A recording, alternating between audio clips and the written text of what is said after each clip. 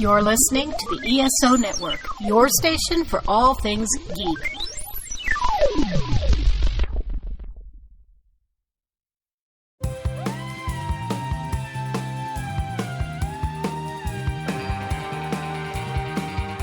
Hi, we are Enterprise-Splaining, the podcast where we explain Star Trek Enterprise to each other and to you. I am Jamie, and these are my co-hosts Maria.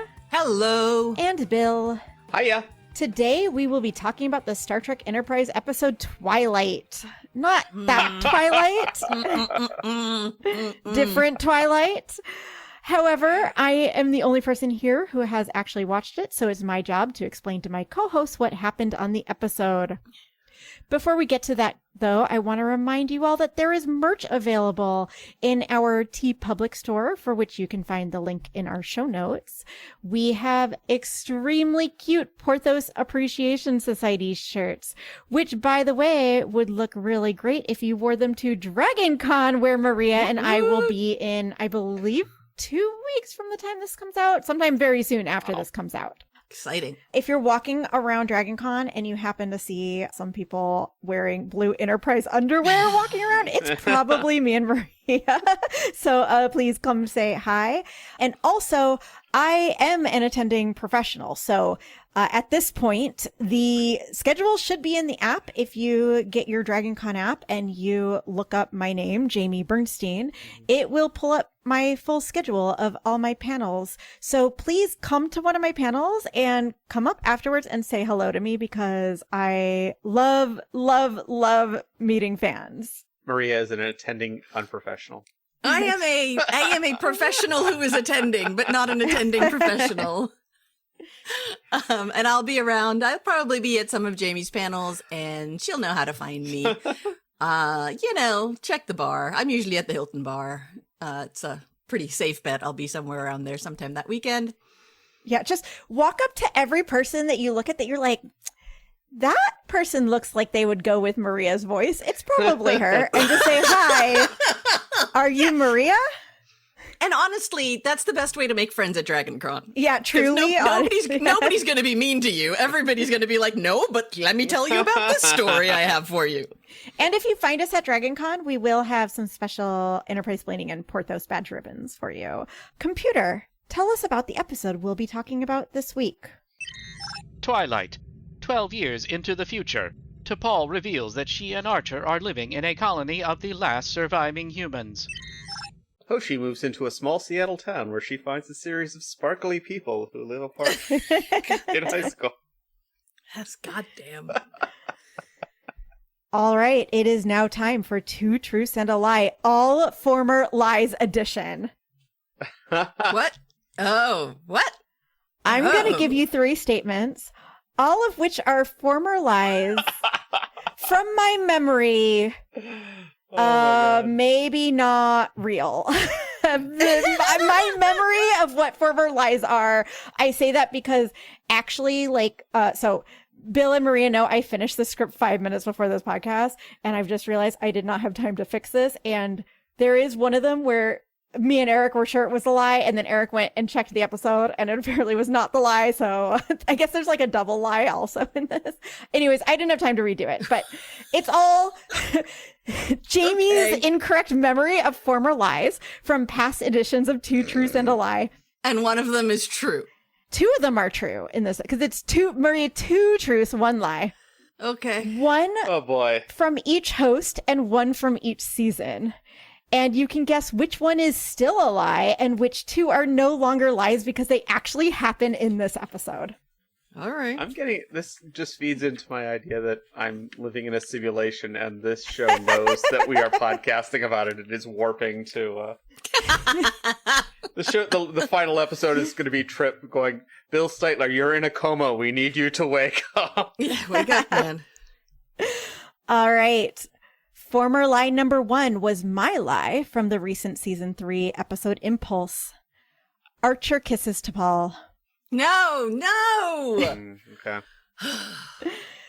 Former lie number 2 was Maria's former lie for the season 2 episode Dead Stop.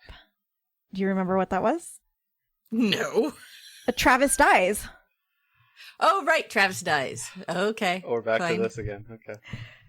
former lie number 3, which was my incorrect memory of Phil's former lie from the season 1 episode Shuttle Pod 1.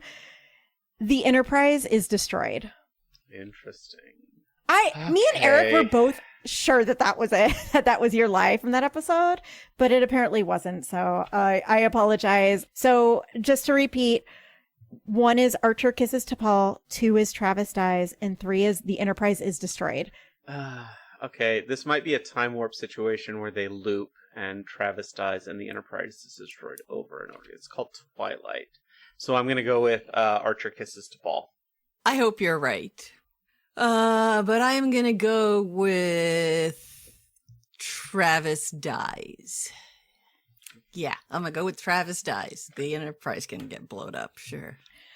Is this the point where Travis shows up at the first 5 minutes and then dies instantly before? Yeah, so that was also a prior lie. Travis is the corpse of Travis from that was one of the first Light Pod prior lies. Yeah. While you ponder what this week's lie may be, let's hear from one of our sister podcasts on the ESO network. DragonCon is calling, and we're your inside line to the con. Tune in to the DragonCon report, where we dive headfirst into the personalities and behind-the-scenes stories that bring our beloved con to life, talking with track directors, creators, and more. From panels to performers and cosplay to cocktails, if it's happening at con, we're talking about it. Join us when we live stream, or catch the audio version later wherever you get your podcasts. The DragonCon report, your home away from con. All right, y'all, let's do this thing. Cold open. We open on Archer in bed. We hear a distant explosion sound and the ship shakes, waking him up. He turns the light on and sits up, and he is shirtless. Yay! Yes, we start with just Scott Bakula bare chest. Yes. I like this already. He's on the Enterprise, and it is presumably his quarters because there's like a shelf above his bed with his water polo ball. But I have to say, like, when I was watching, I was like, it like looks kind of weird. Like, the layout of his room just looks different than we've ever seen it before. So usually on the left side, you have like his shelves where he's got his like Zephyrin Cochrane statue and other personal items. And then there's the door to the room. And then he's got a queen size bed in the middle with the shelf and his water polo ball above the bed. And then on the right, there's like the desk under the window. Yeah. But when he wakes up in this bed, even though it's definitely his quarters because it has the water polo ball, he's in a twin size bed, and it's like under the window where the desk usually is. Oh. So just like something weird, like I noticed like right away, I was like, that's a little weird. Weird. Anyways, as you'll recall, he was woken up from the ship shaking and some explosion-y noises. He starts to calm the bridge, but there's another boom and the ship shakes again. So he decides that rather than call the bridge, he is just going to get there as quickly as possible.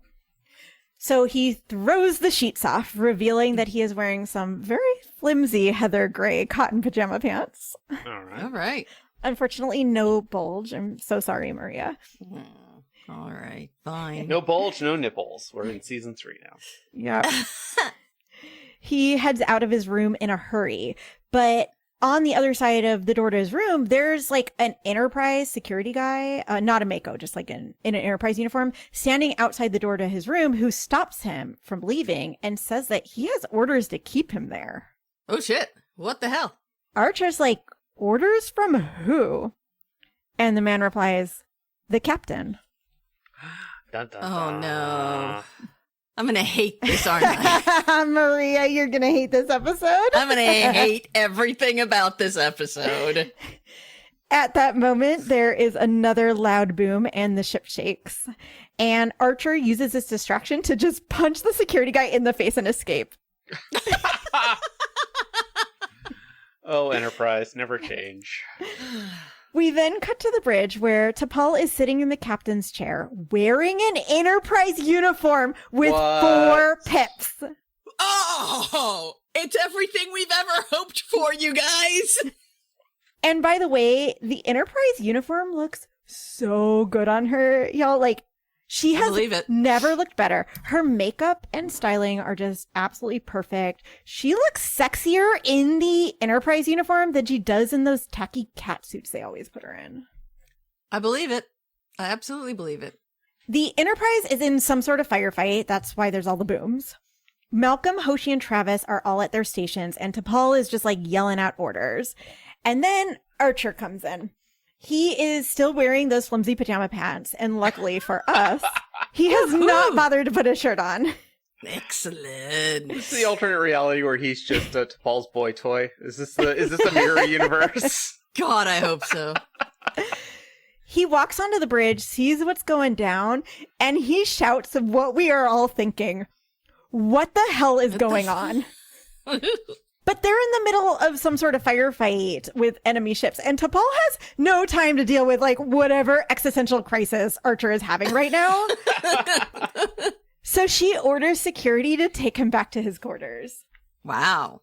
We then cut to a shot from space where we see a giant metal sphere device with like a whole bunch of interlocking parts and some like random green balls on it. I don't know. And Spaceballs! Yeah, Spaceballs. There are also 2 Xindi ships nearby. The sphere starts to grow in size when its interlocking parts are like all moving around. It's like kind of cool looking. Neat. And then we get this cool camera shot from space where the sphere is moving towards the camera. And then as it gets close and passes the camera kind of moves to follow it. And as the camera changes its angle and the sphere moves out of the way, we see that behind it is Earth. What the Yes, what? this is the Xindi super weapon. Is happening right now? What? A red laser shoots from the sphere into the middle of the Atlantic Ocean. We see the ocean waters boiling, and then the Earth starts cracking open. Lava is spilling out of the cracks. The cracks finally reach land. They run through Africa, and then they continue until the entire Earth is covered. And then suddenly there's a giant explosion, and the whole planet explodes in a fiery ball. Goodbye, Earth. Wow. All right, everybody, good show. So let's have our thoughts about. All right. Great episode. We knew they were we thought they were gonna fail, and they did. All that we have predicted has come to pass. On the bridge of the Enterprise, everyone is frozen in shock. The camera zooms in on Archer's face as he just stares wide-eyed, trying to figure out what the hell just happened. And Jaunty theme song! Hey! So that brings us to our Diane Warren update of the week. We haven't recorded in a couple weeks, and a couple very sad things happened in Diane Warren's life during that time. The first is that her very weird-looking giant-eared cat named Rabbit died. It's really sad, so she's been posting lots of like cute photos of Rabbit. Aww. And the second is that her friend, the famed record executive Clive Davis, died. And I think they were like pretty close. I know that man's got a complicated legacy. We don't really need to get into that here. You know, look, do a Google if you want to know. But yeah, she's real sad about it because she was close with him. But I don't want to talk about that stuff because that stuff is sad. Instead, Agreed. Guys, we finally had the Diane Warren post that I have been waiting for since we started this podcast. Cease and desist order. 1 second, let me share my screen. All right. Maria, can you tell us what Diane Warren posted on her Instagram? Okay. There are 2 photos. They're both clearly tattoos, and the first says faith of the heart, and the second says strength of the soul, and they are in a very fancy cursive writing. What the fuck? Come on, people. Yeah, and so because when we started this podcast, I had searched her Instagram and Twitter for any time she's ever mentioned Star Trek or Faith of the Heart, and there was only like 1 on her Twitter ever. But this is like she's finally talking about it again. She wrote, "This is one way you know someone really loves your song. And fun fact for you Trekkies out there, this song also became the only theme song ever for Star Trek. Thanks for sharing." And then she tagged the person whose tattoo it was, and she tagged Rod Stewart. Rod Stewart. Wait. She did not tag God, what is his name? Russell Watson. Warren. Russell Watson. Watson. Even not though Warren. Russell Watson is on Instagram, she did not tag him. I have a wait. The other person she tagged was Sherry Belafonte. Well, that's not the actual Sherry Belafonte. Wait, what? Okay, sorry. Wait. No, I did not look closely enough. Okay, so this is the account that she tagged. This is definitely not that. It's Sherry Belafonte, It's not the, but it's okay, it's not the Sherry Not Belafonte. the real Yeah, Sherry this- Belafonte. It's probably this Fine, is some. fine. I had not even. I was like, what the fuck is Sherry Belafonte doing with the This is just a random lady. Enterprise? Let's be This clear. is that just was a clearly woman. not Sherry Belafonte who had that tattoo. Yeah, this is just a woman, also named Sherry Belafonte.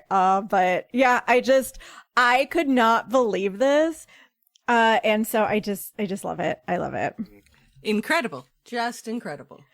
Bill, you said, that you have a Diane Warren update? One of my favorite podcasts about movies, Blank Check with Griffin and David. They don't need my promo. They're extremely popular and very good. But in their recent Wall-E episode, they started talking about Oscar-nominated songs, and they went on an extended Diane Warren deep dive where they went through her Oscar nominations, starting with the first one. Do we know what that is? Her first Oscar nomination? Nothing's gonna stop us now from Mannequin. And That is great. Like, what Right. an amazing Brilliant. first nomination. As is their wont, they go through Fantastic. their neepery talking about her great songs, but what they were up against and why she probably wouldn't win. And then they get into this very fun discussion of what she needs to do to win, including, I believe, Diane, you need to write a good song from a major movie. We're not going to let you rope-a-dope us into giving you but I believe it was the Wall-E episode, so listen to that if you want a very fun discussion of Diane Warren's Oscar career. Yeah. The point of the discussion is at the beginning when she had really great songs, is like she was always up against like a complete banger that like there was no way she was going to beat that song. But yeah. Yeah, But it's a because fun she had discussion. so many years where like those are songs that really kind of should have Yeah. won, but then she was up against songs that were like just as She was good. up against like Time of My Life from Dirty Yeah. Dancing. It was like, yeah, she's not. Yeah. So anyway. Where it just felt like she got really unlucky in those early years, but then now her songs are like not that great, unfortunately. Anyways, we got a long one today, so let's get back to the episode. Okay, but I just want to say, I think that actually might be Sherry Belafonte. Wait, really? All the photos in that Instagram are of the actual Sherry Belafonte. I'm not saying that is who has the tag, but like there are many photos in that tag under that account that are of Sherry Belafonte and Harry Belafonte. Okay, but then why holy tag shit, Sherry that is Belafonte? Sherry Belafonte. And when I looked on the IMDb or the Wikipedia, that is what I got sent to, was this Wait, Instagram. I'm sorry. Wow. Sherry Belafonte has a Faith of the don't Heart think that's- tattoo? No, my guess is. No, that is here's my clearly guess. not her wrist. I'm sorry. There's There is no fucking that is way. not Sherry Belafonte. Like, Yeah. Well, yeah, Sherry Belafonte is light, but she's not that light, I don't think. Exactly. But Is it a fan But account? I think what is maybe going on? I think maybe she sent it to Diane Warren. Like, hey, look at this. That's the only thing I can figure, because this is clearly, Okay. I Oh, mean, God. I don't know. Anyway, doesn't matter. But what the fuck is happening welcome right to now? our 3-hour-long episode as we Sherry investigate. Belafonte tattoos. No. We're moving on. We're getting through this episode. Okay, We're wait. not. I just. Right, we are going to have to do Oh my a God. follow-up on this Diane Warren Moving update on. of the We're week. moving on, Jamie. Oh my god. Okay, yeah, we gotta. This is This gonna be a requires rabbit much hole. more research. Yep, exactly. I truly I didn't even look at it. I don't even think I'd originally clicked on it. Okay. Anyways, all right, we got such a long one today. We're getting back to the Let's go. episode. We will worry about Sherry Belafonte's Faith of the Heart tattoo in the future. Unbelievable. I can't believe that's amazing. Amazing find, Maria. One of these days, I'll tell you my Harry Belafonte story too. When we get back from the theme song, Archer is waking up in bed again, and there's a window with sunlight streaming in, and a very uncomfortable plastic chair in like a postmodern style. So it's kind of like round, and there's like random parts cut out of it. It's very like in the future, chairs look weird. And this just looks like a different room again. Yeah, is what you're because there's saying. sunlight coming in, so he's not on a Oh, ship. right, sunlight. Oh, right, sunlight. Sorry. Archer does look a bit different. In fact, he's sort of like basically the same, but his hair is streaked with gray. Oh, Unfortunately, he does have his shirt on this time, so that was going to be my question. It's my next question. It's a wide gray kind of like scratchy looking shirt with a v-neck, and he has some pajama pants on in a dark sand brown color. And he is clearly as confused as we are. Like, he gets out of bed and he's like looking around like, what's going on? And also, like, as he gets out of bed, he does the like hand on his lower back in the universal symbol of I'm an old man and my back is hurting. Suddenly the monolith is in front of him and he looks over and sees himself younger in a spacesuit. Is this some Daniels nonsense? Fucking Daniels and his temporal Cold War nonsense. I'm gonna be so mad. He gets up and starts inspecting this like glass bookshelf that contains a bunch of antique books, some framed photos, a photo album, the small Zephram Cochrane statue that we've seen in his quarters, and of course his water polo ball. So even though this room is not familiar, it's very clearly his. Mm-hmm. Right, and it's his stuff. Yep. Got it. He then leaves his room to find that there's a lovely little kitchen with these like big circular windows. Ball watch alert. Ball watch alert. And T'Pol is making breakfast. Oh no. Does she look old too? She does not look old, but she looks way different than we are used to seeing her. No pointy ears. Is it human T'Pol? No, Is her hair she long? still has pointy ears, but her hair is long. Ah. It's about like 4 to 5 inches past shoulder length, so like maybe like a third of the way down her back. And she has it pulled back in a low pony with a barrette. Nice. Wow. And then in the front, she has long bangs and a side part that frame her face. It is really beautiful. Like, her hair looks absolutely beautiful. She is wearing slim fit burgundy capris and a beautiful long sleeve red blouse. The blouse is kind of like billowy on the top, but it's a wrap fit and it wraps around her waist. So even though the top is billowy, it like still accentuates her waist. Right. She looks stunning. She has never looked this good on this show. Like, Wow. it is like jaw dropping I'm how good excited she for looks. that. Trip enters. He has his ball cap on backwards and a slingshot sticking out of his back pocket of his shorts. So Archer comes in the kitchen and he sees T'Pol there making breakfast, and he is as confused as we are. She sees him and tells him, I know this all seems unfamiliar. I promise I'll explain everything. Today is a very important day.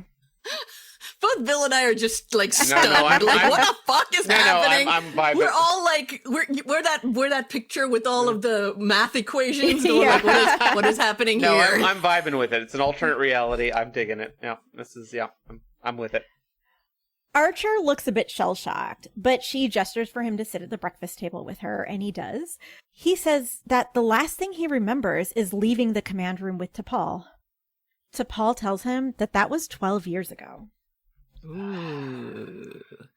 And this is where we get our first flashback scene. So I just want to stop for a second and just let you know, like, this episode is a bit weird. We are going to be kind of like flashing back and forth in time. And the episode does a really good job at like often not telling you where you are in time, and instead like giving you enough context clues that you can just sort of figure it out on your own. And also there's a lot of just like piecing together what's happening by just reading characters' body language and facial expressions. Basically, this episode is very like show not tell. And that weirdly makes it really hard to do an explainer. Yeah, it's a lot you have to talk about. Yeah, so I'm just going to apologize up front. There's going to be a lot of like description heavy. I mean, we've gotten some of the, I mean, even in the beginning when I'm like, I need to explain to you the like weird subtle differences in the room. Right? Like in the show, you just like see it for a second. There's a lot of things like that. So I'll try to like describe what needs to be described, but also just kind of be clear as to like where we are and what we're doing in time, because otherwise I think it's going to be like very confusing. So we now get our first flashback. We're flashing back to 12 years ago to the last moments that Archer remembers.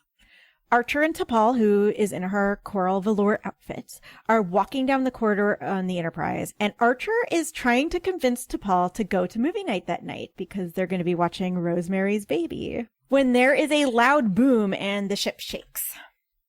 There are so many booms and ship shaking in this episode, guys. Like, so many.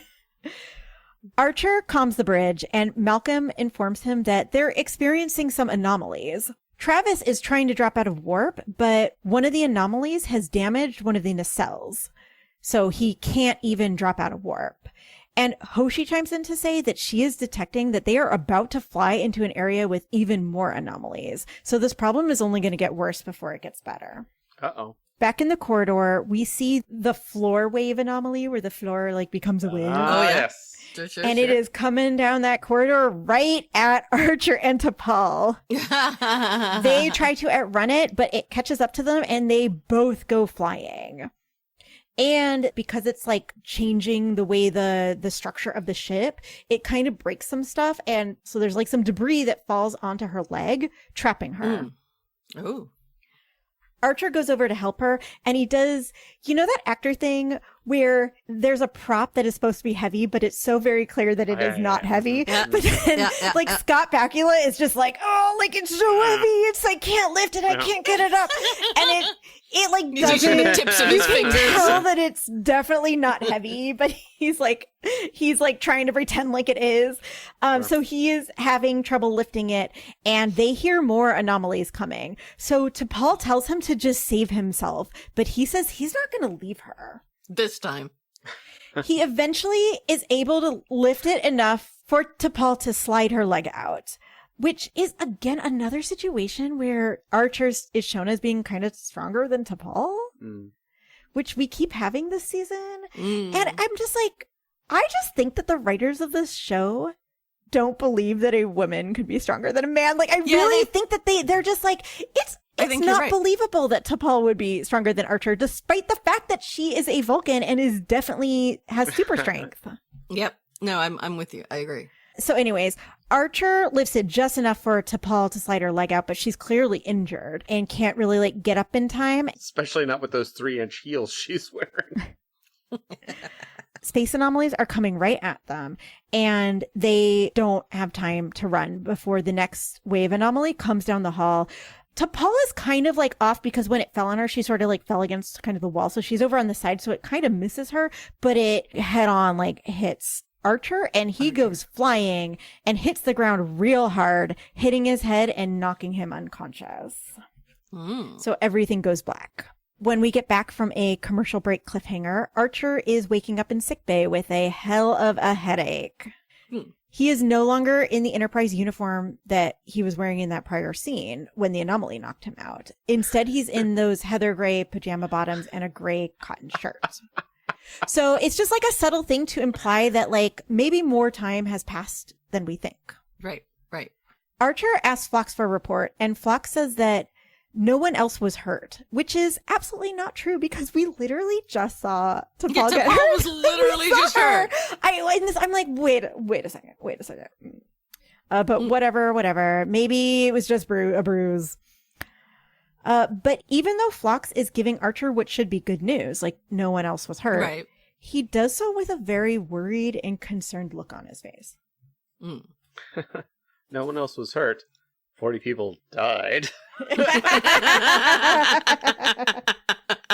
Phlox tells Archer that there are some questions he needs to ask him, but Archer's not having it. After all, like, they're in the middle of a very serious ship-wide emergency from all the anomalies and stuff. So concussion or no concussion, he's like, I need to go to the bridge to, like, handle this. But Phlox is like, no. You are not leaving this room until you answer my questions. Archer's a little confused. He's like, I don't really see what the big deal is, but he's like, fine, ask away. But he's like grabbing his uniform and boots and like getting ready to leave and just like, okay, just like give me the questions while I'm getting ready. Did Phlox strip him? He's in pajamas, but presumably his hair is normal. He's not looking. It's not old Archer. No, right? it's regular Archer. So as he's like getting his uniform and stuff, Phlox asks him when the last time he spoke with Trip was. And Archer's like, well, that's a weird question to ask. I thought you were going to ask, like, how I'm feeling or something, or like, how many fingers am I holding up? When was the last time you made it? And so Archer's a little confused, but he's like, okay, like, weird, you need to know that. But, you know, it was just this morning. Phlox's face falls when he hears that. And that's the moment when Archer realizes that something is very, very wrong. As opposed to the normal situation on the ship where things are just very wrong.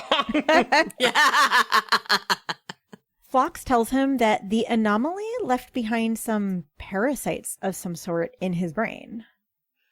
Ooh. He shows him some brain scans and tells him that the parasites are affecting his synaptic function and preventing him from forming new long-term memories. Space amnesia. Space amnesia.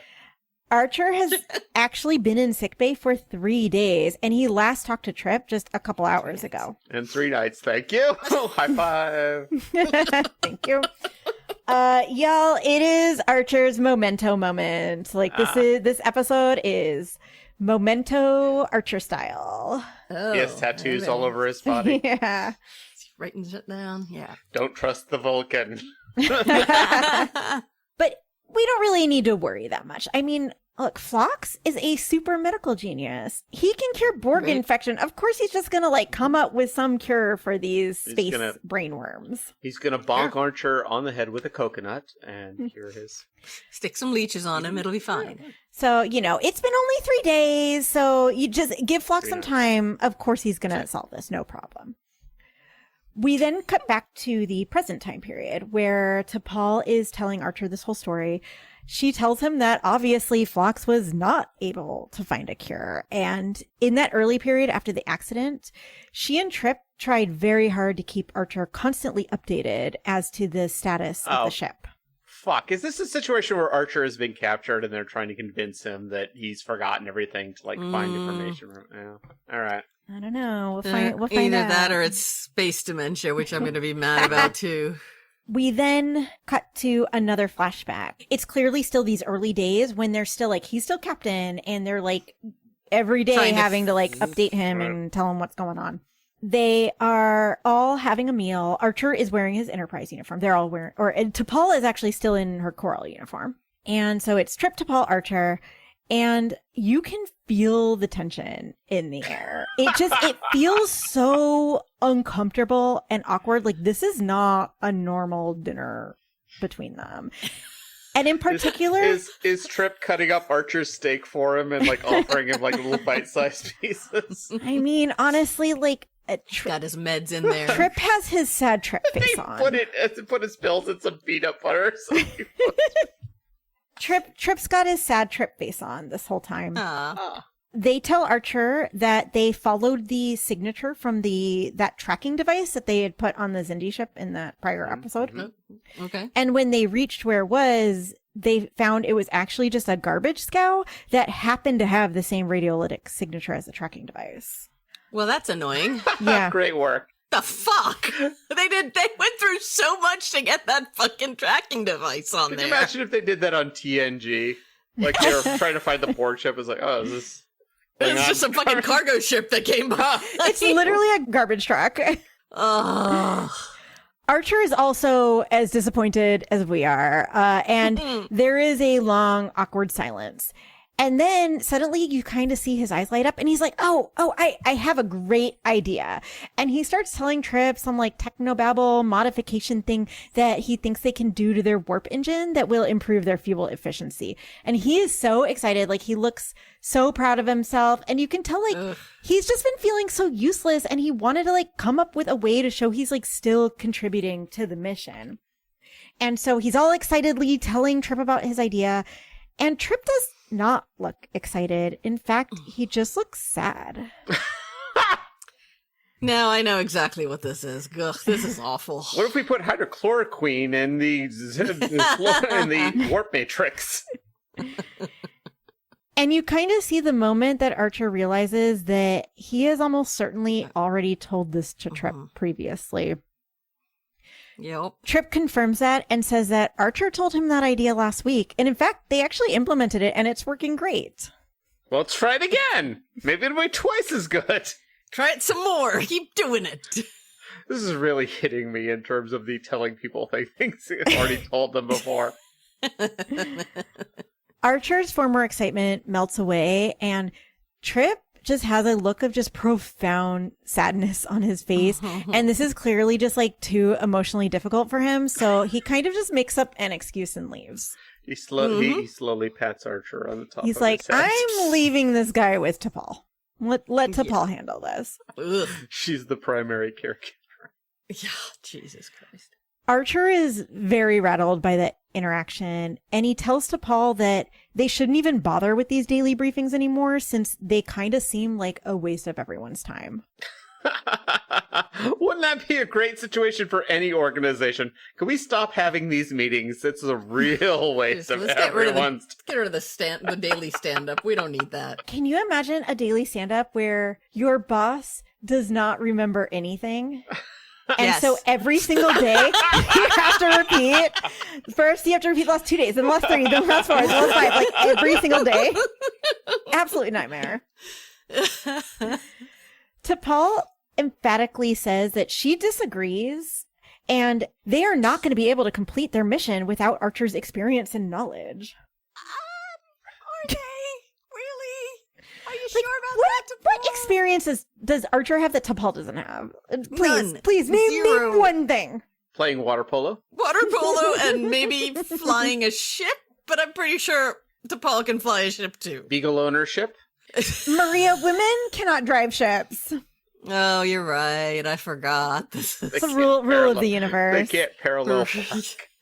Women's little women brains are just like not equipped. They'll just like, if they're out there flying a ship through space, they got all those hormones that are going to mess it up. It's just not going to work. It's not going to work. They're going to be busy checking their makeup in the rearview mirror, and Exactly. they're going to You go to the understand. wrong warp.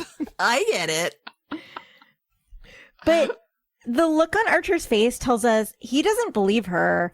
He gets up to go back to his quarters, but as he's about to leave, T'Pol stops him.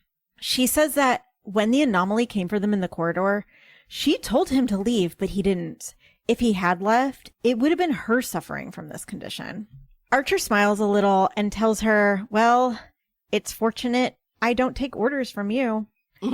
Yeah. Also, this is the best possible scenario. You don't Yeah. want, like... God.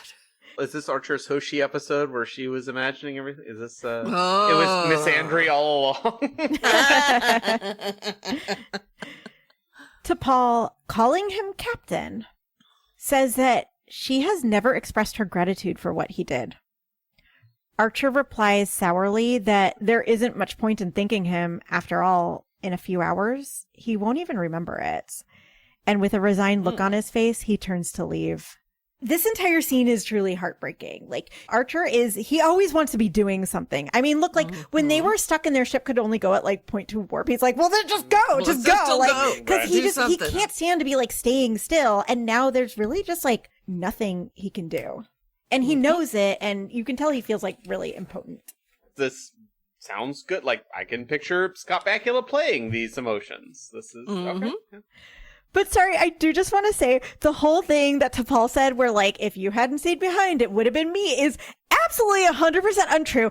Because I watched that scene multiple times and he gets the thing off her and she only scoots like a little. She barely moves by the time the anomaly gets, like, Archer definitely would not have gotten hit, but she is basically in the same spot. So if Archer had left, it basically would have gone past T'Pol and not hit either of them. So I'm sorry. So like, it's Archer's fault after all. He screwed things up. It's very much a case of, like, they have the script and then they have, like, the effects people and it just isn't quite matching up to the post effects.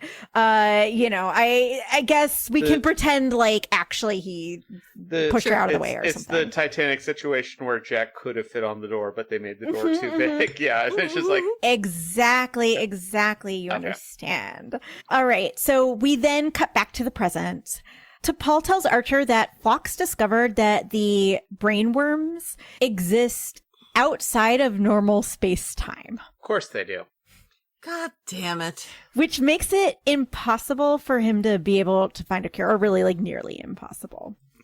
But basically, like, it's not actually just a normal, like, medical thing. There's, like, all this weird... So they kind of, like, they exist. I don't know, whatever. Like, the point is that it's not something he's going to just be able to cure. Pause for a second. Maria, how are you feeling right now knowing that this is going to be a permanent condition that is going to affect Captain Archer throughout the rest of this series and will not be resolved in the last 5 to 7 minutes of this episode?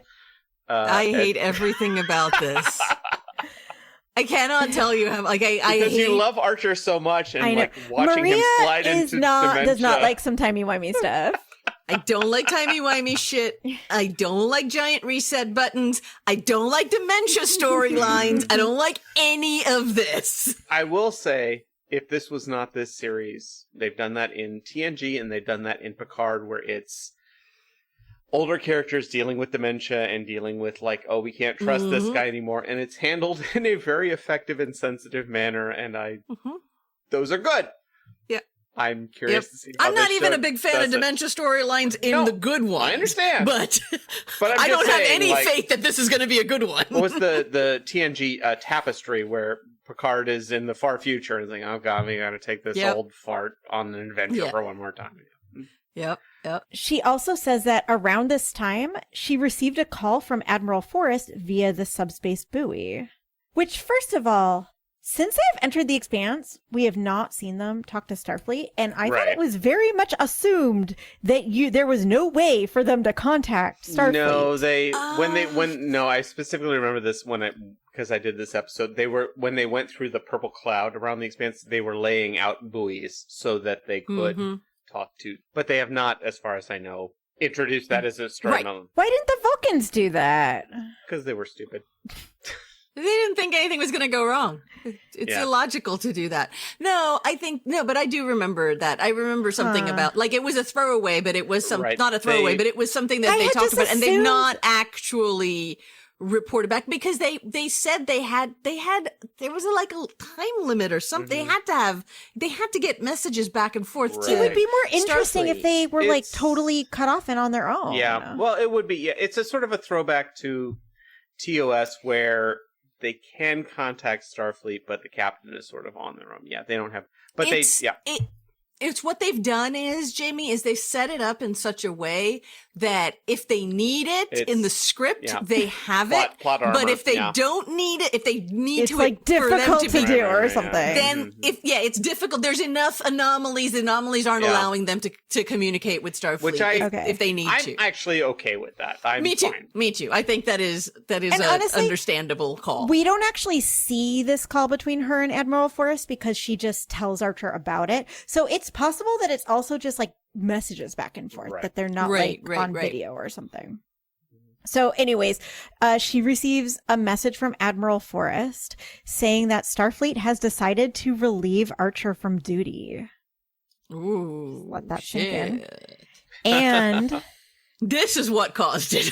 This is what you decided would mean he has to be removed from duty. I'm sorry, to Paul. I have not been reading the last 2 years of these reports, so I just want to let you know. I just read it, and holy shit! I'm halfway through season 1, and what the fuck?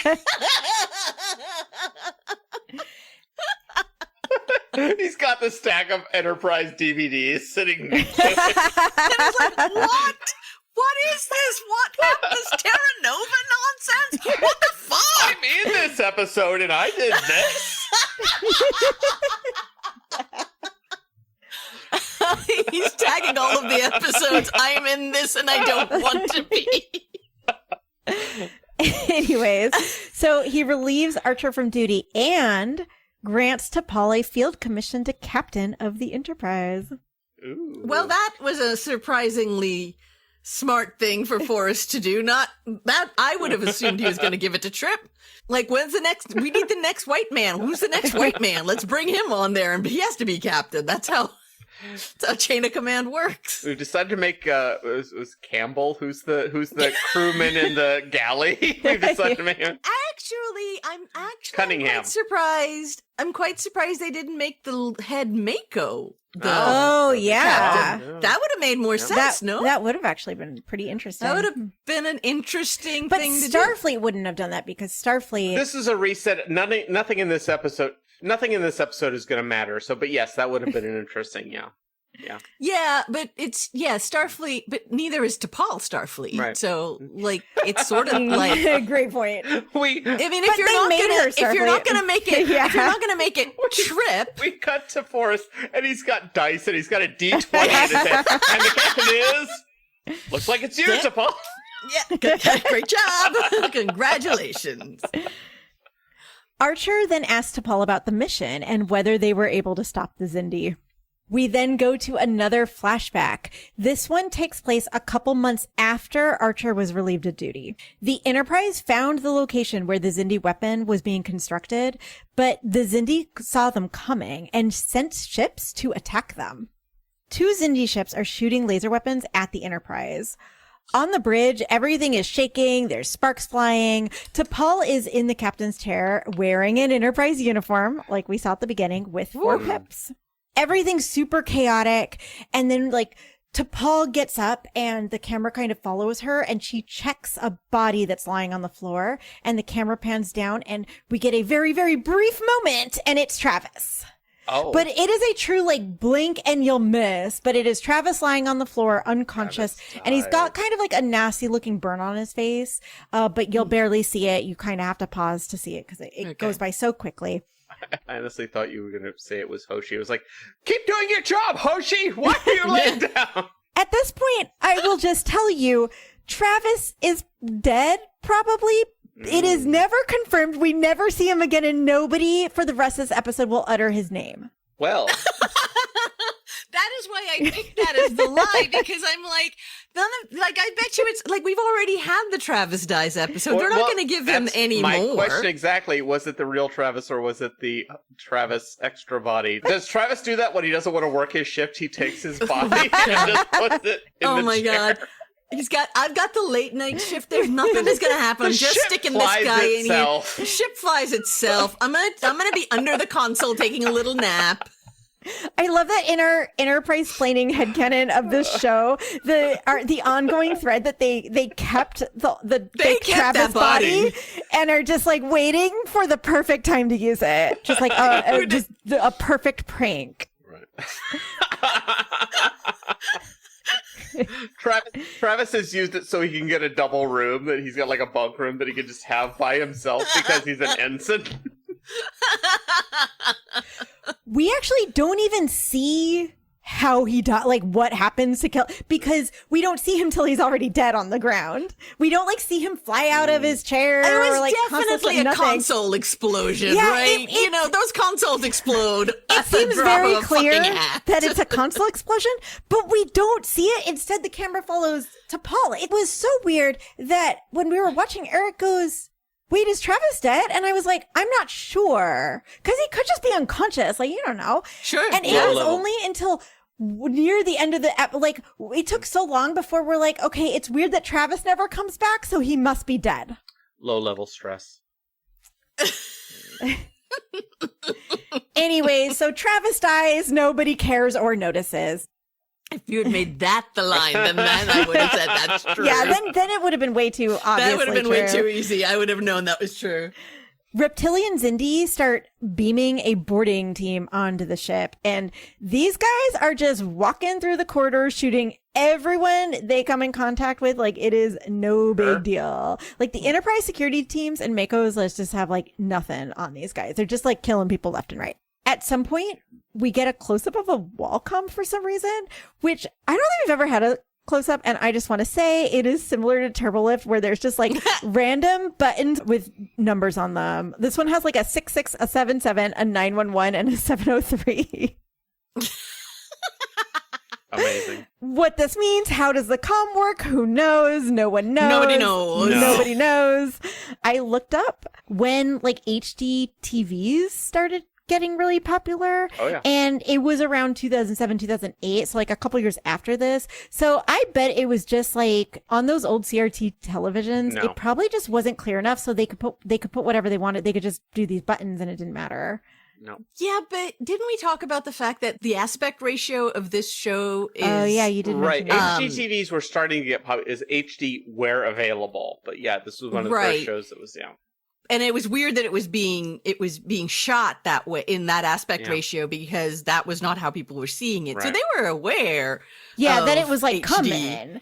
Yeah, they just didn't think far enough ahead to say the message never got down to the art crew. Yeah, no, there was certainly no idea of the autistic level of interest of fandom that we're going to watch every single frame of this and try to figure out what's going on. Yeah. I mean, when I looked it up, it wasn't until 2007, 2008 where it was a typical family were sometimes buying those TVs. Sure. So they definitely knew it was coming, which kind of makes sense why they would like film it with the aspect ratio. But you'd think they'd be more careful about these like close, like just don't do a close-up shot of these weird buttons. Anyways, or like paint them differently. So as a reminder, the Xindi are boarding the ship and killing people left and right. Archer is just like chilling in his quarters when a Xindi comes in, and they get into a little bit of a scuffle, and Archer's Zephyrin Cochrane statue falls over and breaks at the base. And he stabs the Xindi in the neck with it. How fucking dare you? So it breaks off at the base, leaving one of Zephyrn's legs with a kind of pointy bit at the end. Archer picks it up and stabs the dude in the chest with the Zephyrin Cochrane leg. I love that. As Zephyrin would have wanted. Here's your first contact. Yo, it is because I was expecting that'll do, Xindi. I was expecting like a knock on the head because like shows like Star Trek love to do like knock on head, but no, he like fully stabs the guy in the chest with Zephyrin Cochrane's leg. Incredible. Over on the bridge, all signs are that things are going real bad for the Enterprise. Since Travis is presumably still lying dead on the floor, T'Pol takes the helm. Turns out she can fly a ship. We were completely wrong about lady brains. She must have a very strong lady brain. Well, Vulcan females only get their menses once every 7 years. So. But also, let's see how she does at this helm before we actually decide that women can fly ships. Women drivers. You know. Well, also, she's just trying to kill the crew, so...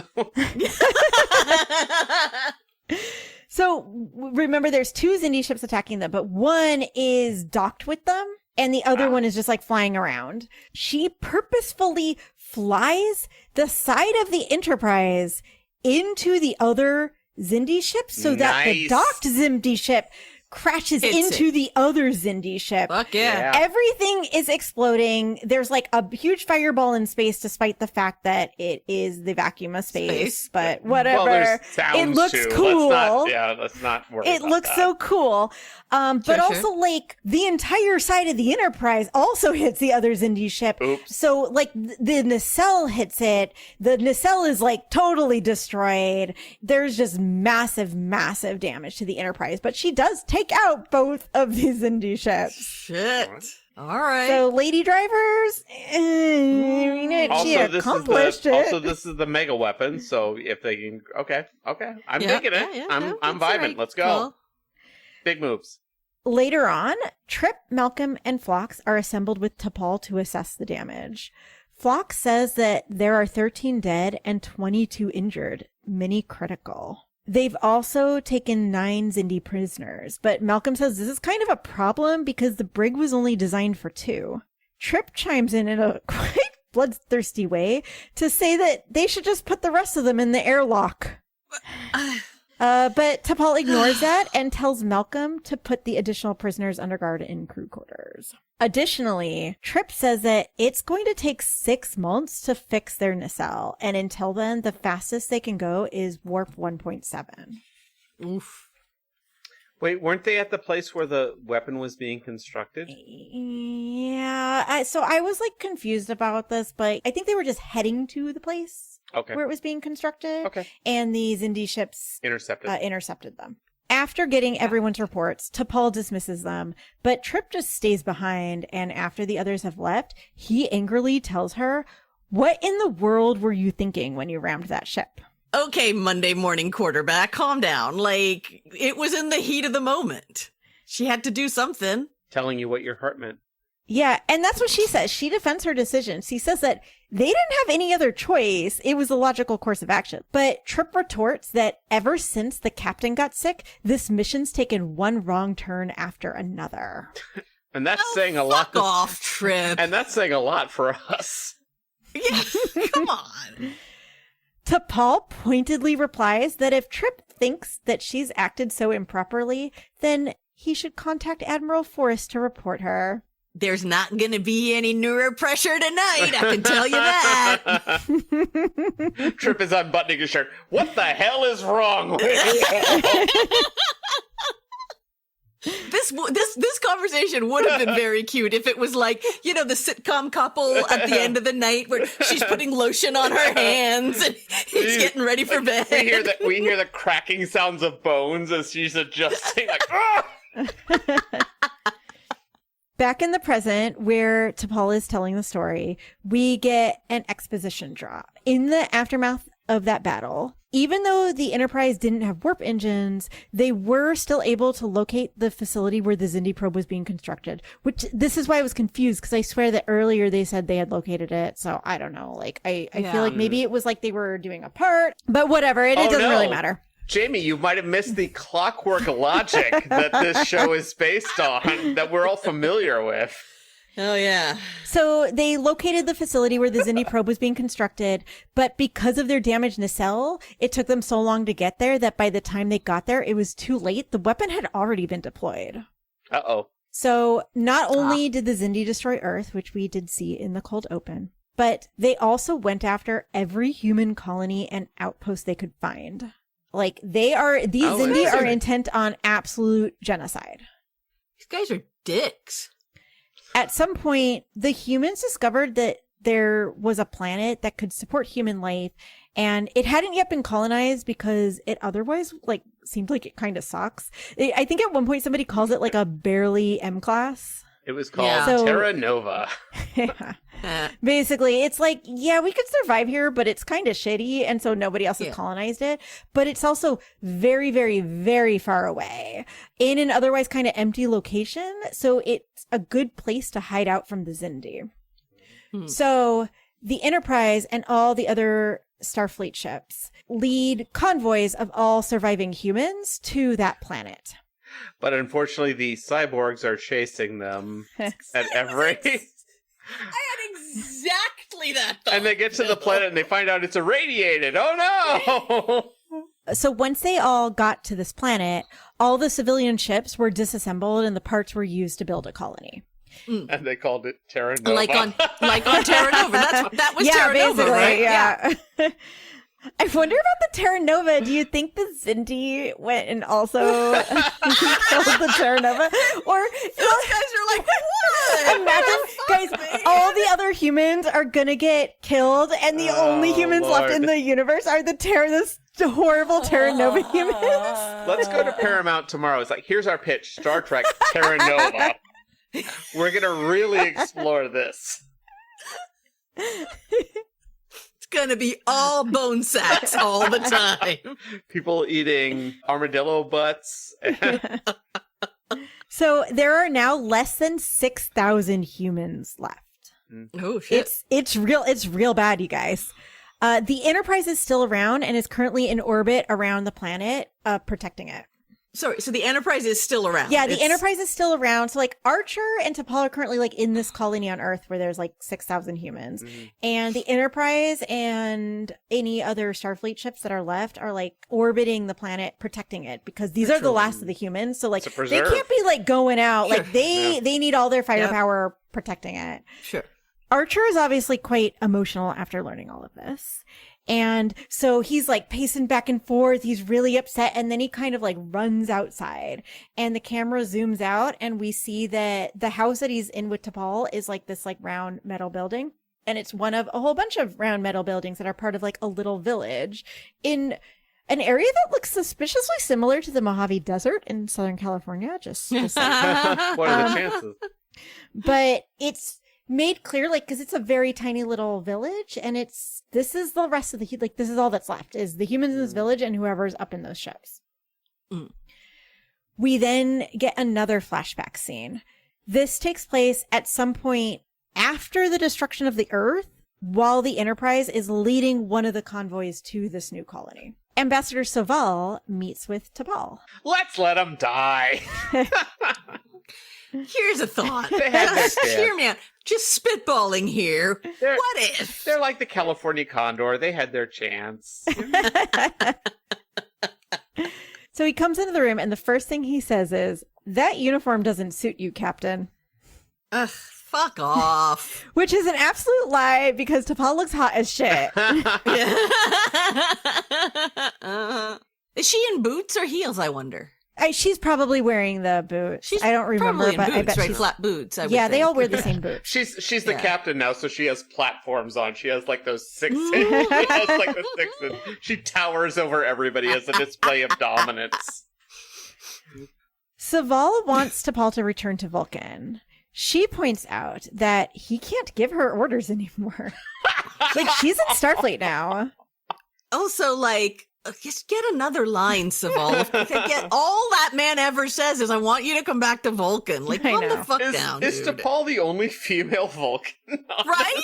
Like, come on. He says it's not an order, it's merely a suggestion. He's just so concerned for her safety. Fuck off, Saval. Apparently, the Vulcans recently discovered that one of the other human convoys that was heading to that planet was intercepted by the Xindi and destroyed. And he's afraid that the same thing is going to happen to the Enterprise and to her. T'Pol does not seem deterred by this, so Saval tries to sweeten the deal a bit by saying that the High Command could reinstate her rank if she returns. Oh, please, could you? So that would be could so be great. Sub-commander, I've got a starship. Yeah. That made such a difference Yeah. before that I was part of this, you fuckers. And could I go back to my fiance? Yeah, where is that guy? What's I be- going on there? Can I be Nobody knows. Can I be persecuted for the disease that I caught? That too. Yeah, that we're not talking about. Yeah, that it will never be mentioned again. That they refuse to research a treatment for? Yeah, great. Fantastic. Yeah, Vulcan's so great. T'Pol's HIV allegory disease and fiance are in the same bucket of the writers are like, we're never gonna mention this again. We should never have brought it up. T'Pol tells Saval that she won't leave them. But Saval counters with, them or him? Because, it's always about a man. It's never just she wants to do the right thing. It has to be because you want to stay with your boy. I am going to make sure that no human ever leaves this planet again. We are going to contain this as a preserve until they die off of natural causes. I never realized before how difficult it is to say T'Pol and Saval And next to me. Saval, I keep yeah. mixing it up. Listeners, I am going to correct all my mix-ups so you won't hear, but I kept having to repeat these lines because I kept being like T'Pol to Saval. Ambassador T'Pol. T-Pang, T-Prong. He tells her that if she goes back to Vulcan with him, he'll let her take Archer back with her. And then the Vulcan doctors can try to cure him. You can have your pet. It's okay. It's We very can much just get in a this carrier way, box for him. where he's like, we're not taking Archer back to help cure him otherwise, but he's doing it just to get T'Pol to go. Is he in love with her or something?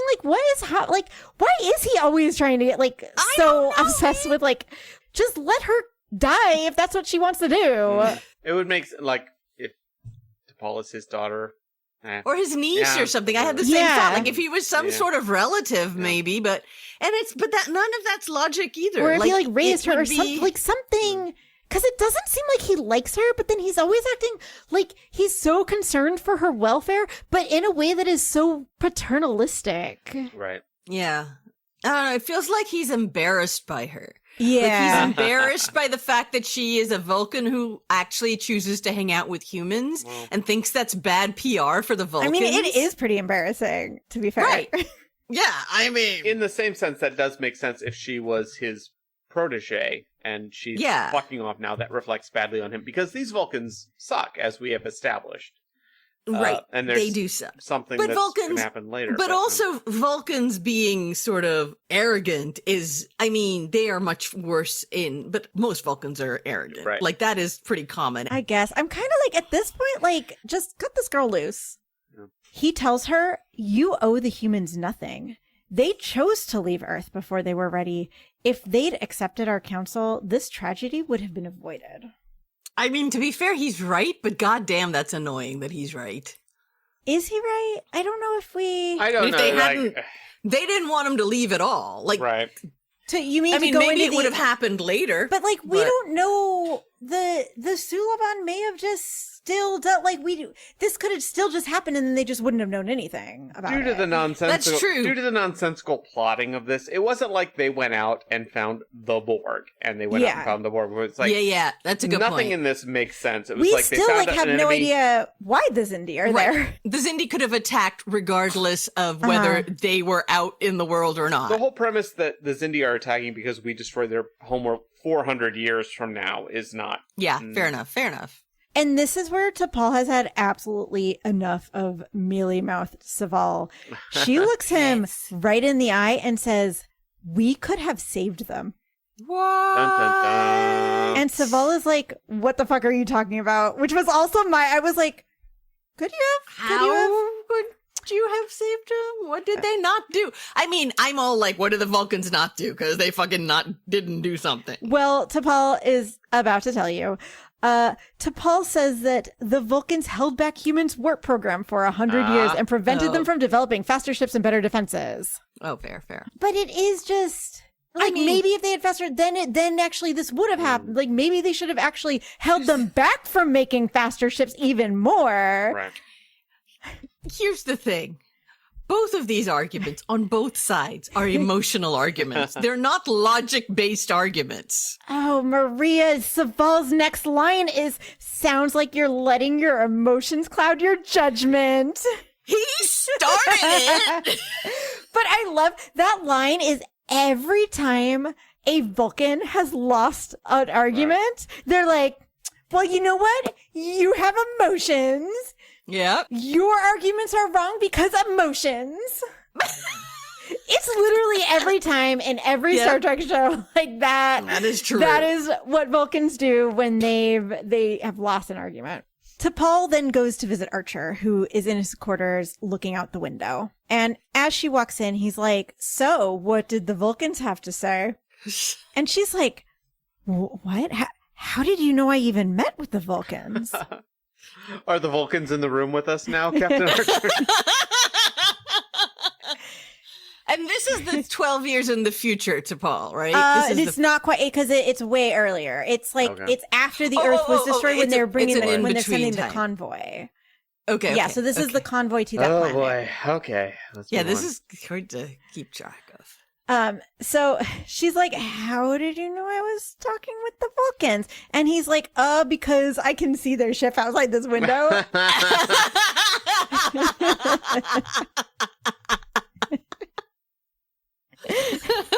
Magic. We look over and it's a child's painting of a turkey that's like a hand with the... T'Pol lies to him and says that the Vulcans were just dropping off some supplies. Vulcans don't lie. You're right, Maria. Vulcans they do not lie. It is so hard. It's so hard for Vulcans to lie. It's so difficult for them. They can't do it. Vulcans don't know what lying is. That's why they do it. So they think lying is Vulcan. To Vulcan, lying is telling the truth. That's why they can't. Wait a minute. I love how when we started this podcast, every time T'Pol would lie, we're like, Vulcan lying. And now we're just like, oh no, this is normal. Like, T'Pol lies all the time. It's all she does. All the Vulcans lie all the time. It's not just T'Pol in this. Archer says that he still wants to find a way to be able to help them out, even with his condition, and suggests maybe helping Trip out in engineering. T'Pol tells him that they already tried that, and it was actually quite uncomfortable for Archer. But she's like, there's totally still things you can do. For example, you could go take Porthos on a walk, maybe. Or, you know what? All those children on D-Deck, because it's the convoy, there's children. They love hearing all the stories of your past exploits. Children love hearing rambling stories from people who don't remember, have memory problems. Over and over and over again, the exact same stories. The same story, yeah. Sure, this children love that.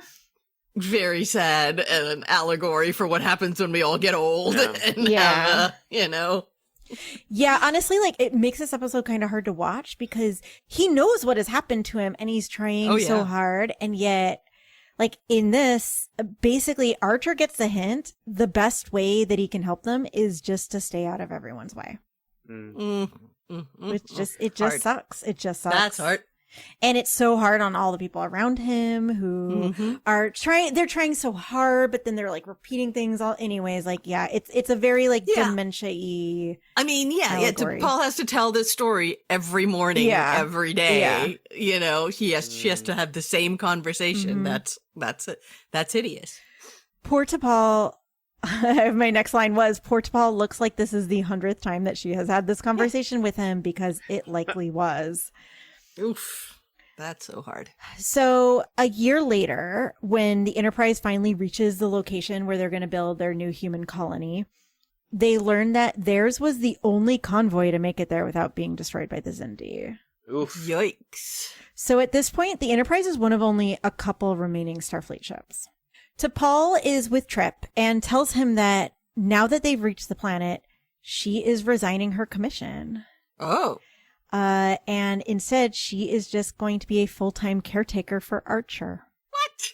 I don't. You know, she's got another got another good 100 years in her. Archer's got maybe 5. Faster if she tries real hard. Yeah, I know. Trip asks her why, and she just responds with, I have my reasons. I want to make sure he's dead. I think he's bluffing. I think there's a slug involved.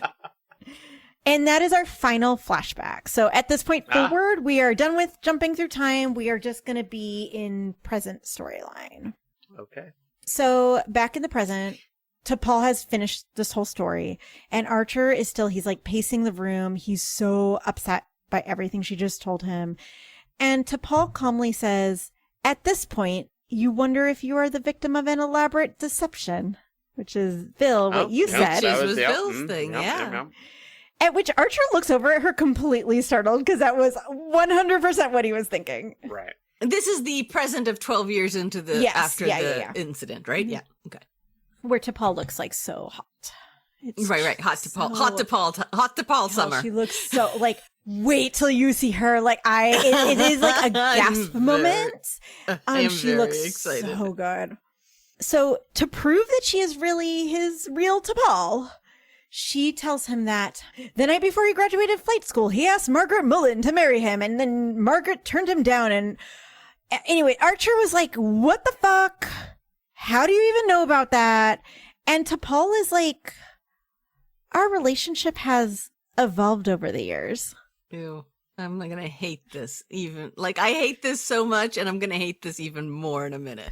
Which, it is funny that she's proving to him that she really is T'Pol by telling him a story from his past that he does not remember ever telling her. It's like, yeah. Like, there's got to be something better than this, but okay. Yeah, there should be a better way to do that. Archer gets an alarmed look on his face at this whole relationship evolving thing and asks her, exactly how far has it evolved? Oh, Jesus Christ. T'Pol just gives him a knowing look, strongly suggesting that she is confirming what we are all thinking. Y'all, these two are fucking. I don't like that even a little bit. I don't like it. Later on, Phlox comes to visit, all the way from Denobula, where he is now living, to do a health exam on Archer. But the exam's kind of uneventful. He doesn't detect any change, good or bad, since the last time he examined him. And remember, like, they are so far away. Like, it took them a year to get there with the convoy. Of course, we don't know, because obviously the convoy, they can only go at the speed of the other ships. But still, like, they're really way the hell out there because they're hiding from the Xindi.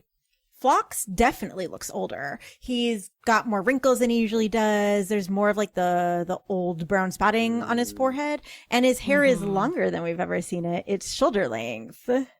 He's in his hippie era. He then fills in Archer on everything he's been up to in the past 12 years. He was unable to find a cure on his own, so he went back to Denobula to consult with other experts. But all of them said that the only way to destroy the parasites would be to vaporize them, along with Archer, in a subspace explosion. Well, that's not helpful even a little bit. Like, why would you even say that as an option? It is a weird thing to suggest. You know, you're having heart troubles? You know what would fix it? If I vaporized you, that problem would go away. No bad ideas in brainstorming. Everything's on the table. That is a bad idea in brainstorming, bro. He goes on saying, they assured me the technology to do what was required did not exist. And they were correct. But then Phlox smiles a little and says, it took almost a decade to develop, but now I'm ready to put it to the test. So, like, this tech did not exist, but he has now invented it and thinks he can cure him. Excellent. He says he can destroy the brainworms using some technobabble procedure that requires tremendous amounts of energy that very conveniently for story purposes can only be produced in the reactor of a warp-powered starship. So they gotta go to the Enterprise to do the procedure. Yep. Of course they do. Yep. Of course they do. So we then cut to the Enterprise where Trip meets Archer at the airlock with a, "It's nice to see you, sir." Archer's face just like lights up when he sees Trip, and he greets him with Captain Tucker, and then tells him that he doesn't need to call him sir anymore. Trip, with a big smile, says, "It's just old habits."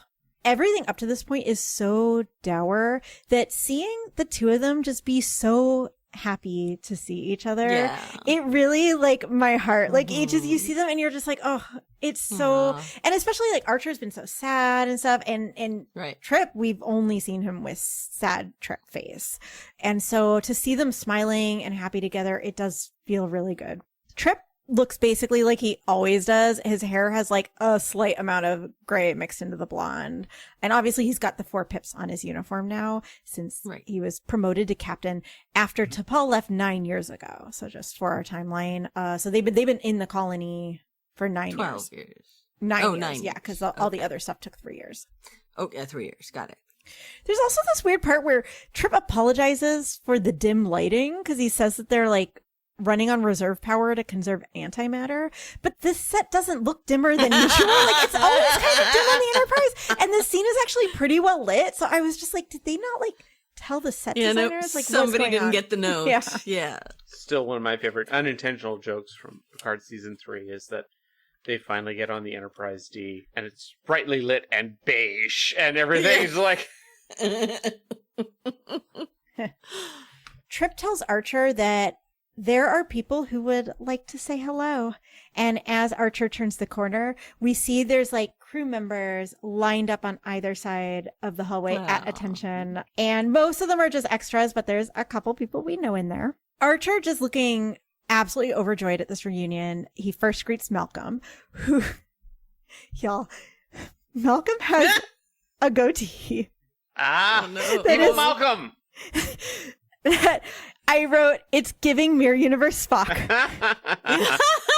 I know that I have not seen TOS, but the Mirror Universe Spock beard is so iconic that it basically invented the evil twin beard. Yep. Yeah. Yo, Malcolm looks ridiculous. It looks I'm very so excited to see this. Funny. It looks like it's like glued onto his face and half coming off. Like, amazing. It looks so bad. Probably and it's is hilarious. Like, amazing. I cannot wait for you guys to see this. Fantastic. Incredible. As Archer greets him, he sees that Malcolm has 3 pips on his uniform now, so he smiles and calls him Commander. But Malcolm corrects him, saying that actually he was recently promoted to captain of the Intrepid because Captain Ramirez just retired. I mean, there's three Starfleet ships left. Like, okay. Great. Archer is like, did everyone get their own ship while I was gone? And then we hear Hoshi say, not everyone, sir. Which is the weirdest introduction for Hoshi because every other character got introduced with like their promotion, and Hoshi's introduction was like, I guess she wasn't good enough to be a captain yet. She does have 2 pips now on her uniform, but nobody comments on, like, she does not get a congratulations or a Lieutenant Hoshi or anything. It's a little rude. And she now has a shoulder length bob with a side part. Although I have to say, it doesn't look as good as her usual hair. Like, She looks fine, but her usual hair is better. So Archer hugs everyone and pointedly does not ask where Travis is. Because again, Travis gone. Travis dead. There's no Travis. Travis never existed. Like, I don't know. Like, no one remembers him.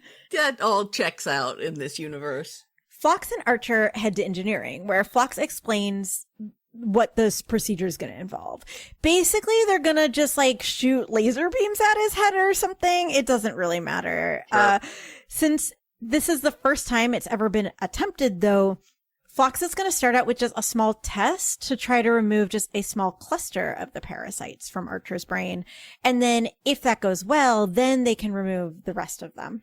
Okay. It's going to take around an hour to prep everything for the test. So in the meantime, there's apparently like a reception that Trip set up in the mess hall for Archer.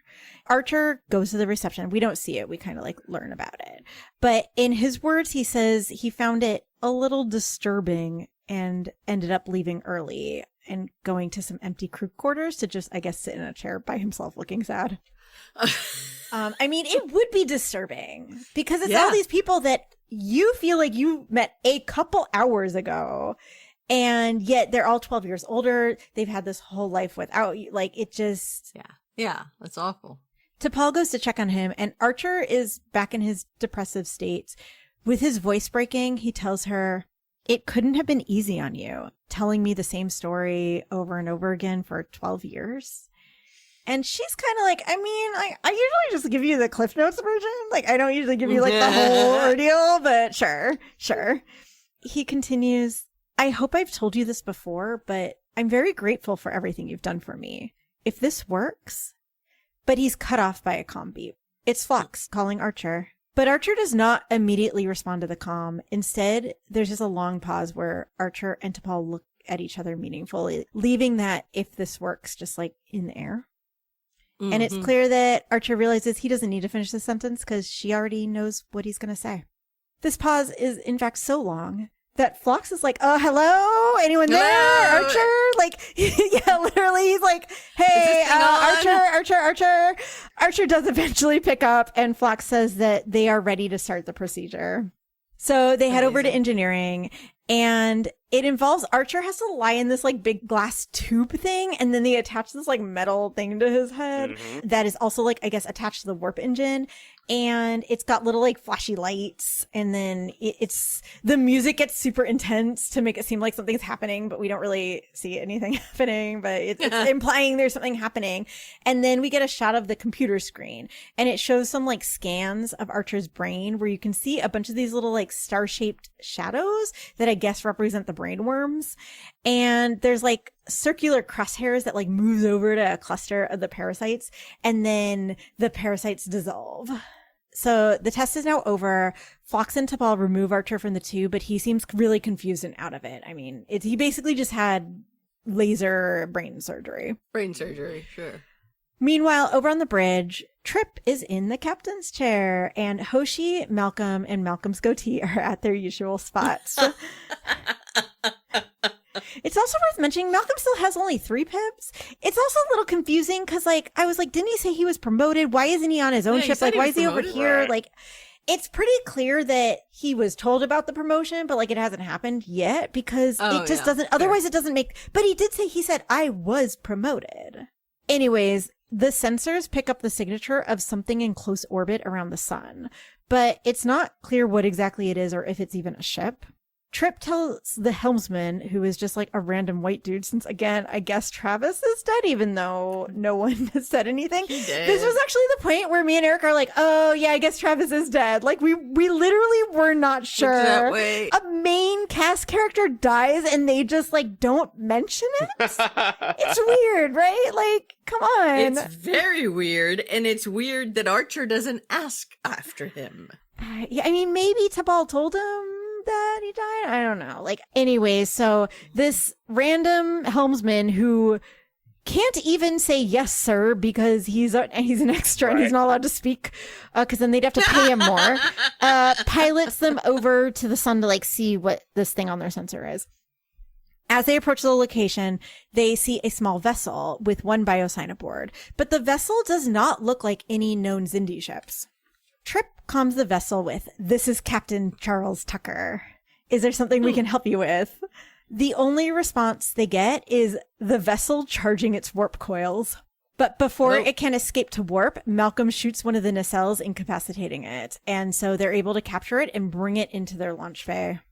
Over in Med Bay, Archer is unconscious, recovering from the procedure. But Phlox has a big smile on his face, telling T'Pol that the test was remarkably successful.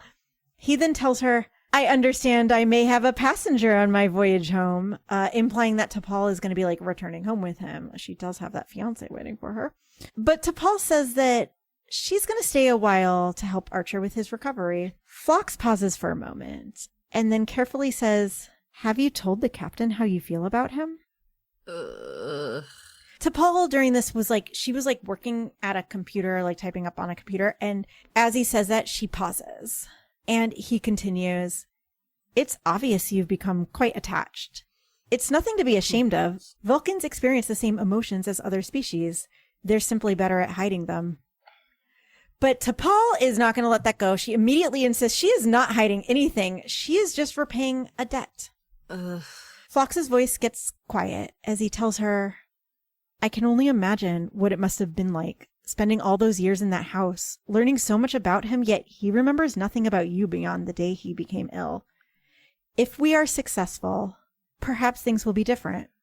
I have a question. Do we know if Phlox is successful, will Archer suddenly remember everything, or will he just be able to store memories going forward?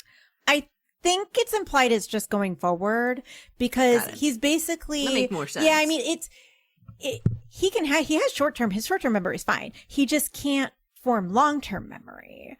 So... Right. Presumably, like, once the parasites are out, then he would be able to form long-term memory. My prediction is, once he cures this disease, we go back in time and none of this ever happens. I mean, I know that's going to happen. T'Pol pauses for a moment in thought before turning back to continue her work on the computer. But then she does her, like, Jolene Blaylock, where she has, like, a extremely subtle expression change. And you're like... she is surprised by something, but it's just like a very like slight widening of her eyes because she's so good. Such a good actor. Yeah, she's so good. She tells Phlox that there's a discrepancy in the scans.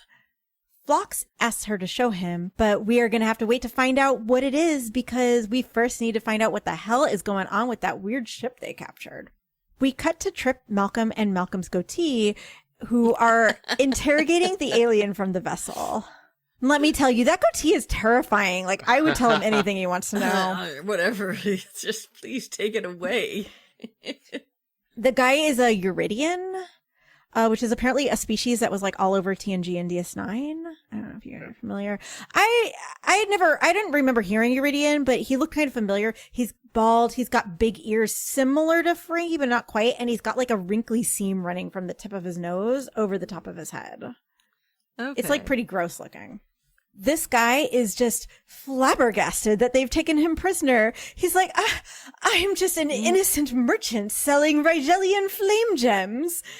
And Malcolm is like, dude, we searched your ship and there was literally no cargo aboard. So what do you mean you're a merchant? I am but a complicated chicken farmer. And the guy is like, whoa, no, I have a very convincing explanation for that. You see, flame gems are illegal in this sector, and I thought you were going to arrest me, so I jettisoned it. So that's why there's no evidence of any of my cargo on the ship. And Malcolm is like, yeah, well, I looked up Euridians in the Vulcan database, and it says they're well known to be information dealers. So there. And by the way, Malcolm is like trying to act all tough, but it is impossible to take him seriously in that beard. It looks so bad. It's so funny looking. Malcolm and Trip ask the guy if he's working for the Xindi, and the guy's like, Xindi? Never heard of her. Trip tells Malcolm that maybe they just need to do a better search of his ship. Perhaps a search involving a plasma torch, cutting the ship into neat little pieces. And the guy's like, no, not my ship. I'll tell you anything you want. He gives in right away. Amazing. He tells them that he was hired through intermediaries. So he actually doesn't know who hired him or whether they're Xindi or not. But the humans were not the target. The Denobulan was. What? He was told to follow Phlox when Phlox leaves his homeworld and then report back to the clients. This is like 7 episodes in one. I know. What is happening? I know. There's like so much. For everything that's not going to, because this is going to be erased at the end of this episode. Yeah. Okay. We then cut to Medbay, where said Denobulan is arguing with Trip because Trip has ordered them to hold off on the rest of Archer's procedures. The procedure uses like a massive amount of energy, and the Xindi might know where they are right now and show up at any moment. So like they can't be like in the middle of like, oh no, we don't have any surgery? Energy. Yeah. Oh, I see. They can't be low on energy. Yeah. That's what Trip's worried about. Trip says they have bigger problems at the moment. And Phlox and T'Pol explain that destroying Archer's brainworms may actually be the solution to their problems and possibly even the key to saving humanity and Earth. Oh my God. I got 99 solutions and an Archer ain't one of them. That's basically what Trip says. Trip is like, what the fuck are you even talking about? Like, it's a little late to save Earth. It was destroyed years ago. And Trip is seeming very impatient. He's like, I do not have time for this shit right now. Sure. But Phlox shows Trip the scan they took of Archer's brain, showing like the section where the parasites used to be, and now there's no parasites there. And then he shows another scan of Archer's brain that also shows no parasites there. Like, these scans look exactly the same. And Trip is like, yeah, okay, great. Like, I get it. I understand that the procedure worked. Like, I understand that. Right. But he's like, I don't have time for this now. And Phlox is like, yeah, but this other scan, it was taken 12 years ago. So the brainworms, apparently, they're like timey-wimey brainworms.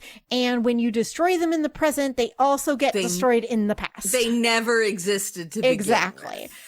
Oh my God, I hate this so much. So he's like, hey, like, look, if we get rid of all the brainworms, the whole timeline will get reset and it will be like Archer never got brainworms. Okay. I will be taking no more questions. That is just what happens. Do not think about it. Do not think about it for even more than like a minute. This is just what's happening. This is just how you just have to accept it. You have to let it wash over you. It's all vibes. Fine. I hate it, but okay. Trip is not convinced, though. His voice actually breaks a little as he tells them he's sorry, but the procedure just uses too much power, and they need that power for the weapon systems. T'Pol points out that if the Xindi show up, they're fucked anyway, because they don't even have enough ships to defend the colony. But Trip is like, I have to at least try. He's like, yeah, sure. You're right. Like, we're probably all going to die, but I am going to be there doing everything I can till the last moment. And because of that, I can't have you taking all my power. Like, we need it. Right. Sorry. He cuts the rest of the conversation short and heads back to the bridge to prepare for battle. On the bridge, Hoshi reports that they are detecting 6 Xindi ships approaching, some of which are reptilian and some are insectoid ships. And remember, not that long ago, we saw them with just 2 Xindi ships and they did not do well. So like this is bad. And they're fun. We actually don't know. They never say how many Starfleet ships are left. We only know of the 2. But presumably maybe like it's whoever was with their convoy. So there may have only been the 2. Yeah. Trip is in the captain's chair and he is just confidently barking commands left and right. It's kind of nice, like, because he's been captain for 9 years, so he's clearly very competent. Confident. Confident is a little questionable. Confident. So he's given commands to Hoshi, to Malcolm's beard, to not Travis guy.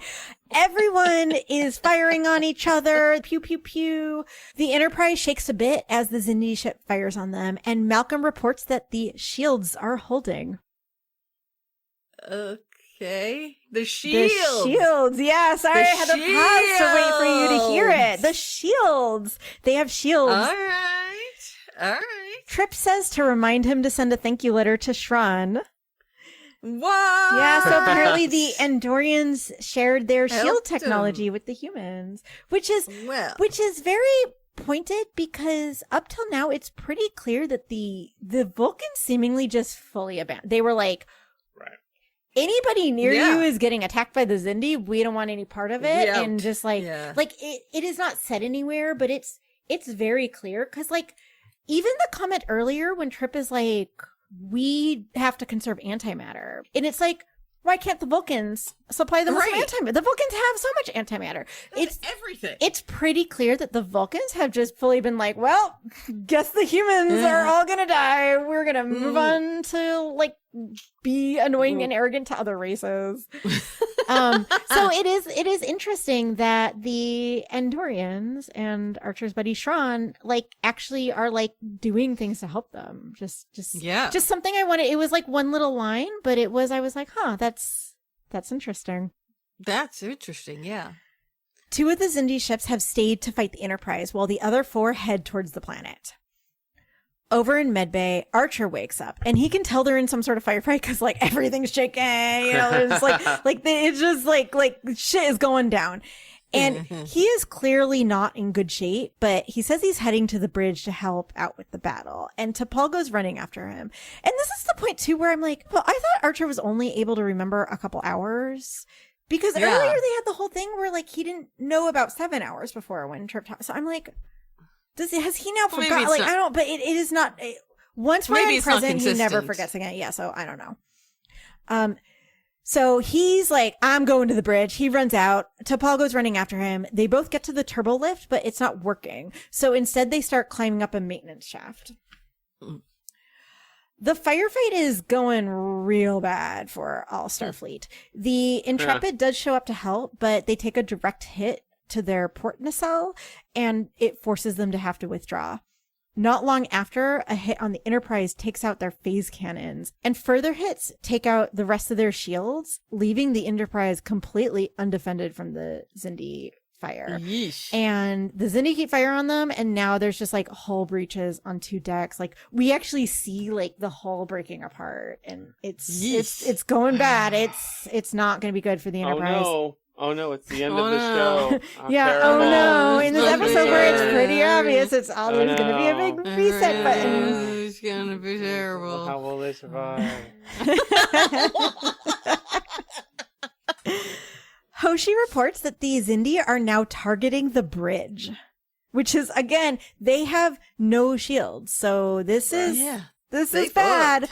And we see outside the ship, the Zindi shooting the bridge. And then we actually see a huge portion of the bridge ceiling be destroyed, exposing it along with Trip, Hoshi, and Malcolm and Malcolm's goatee to the vacuum of space, killing them all.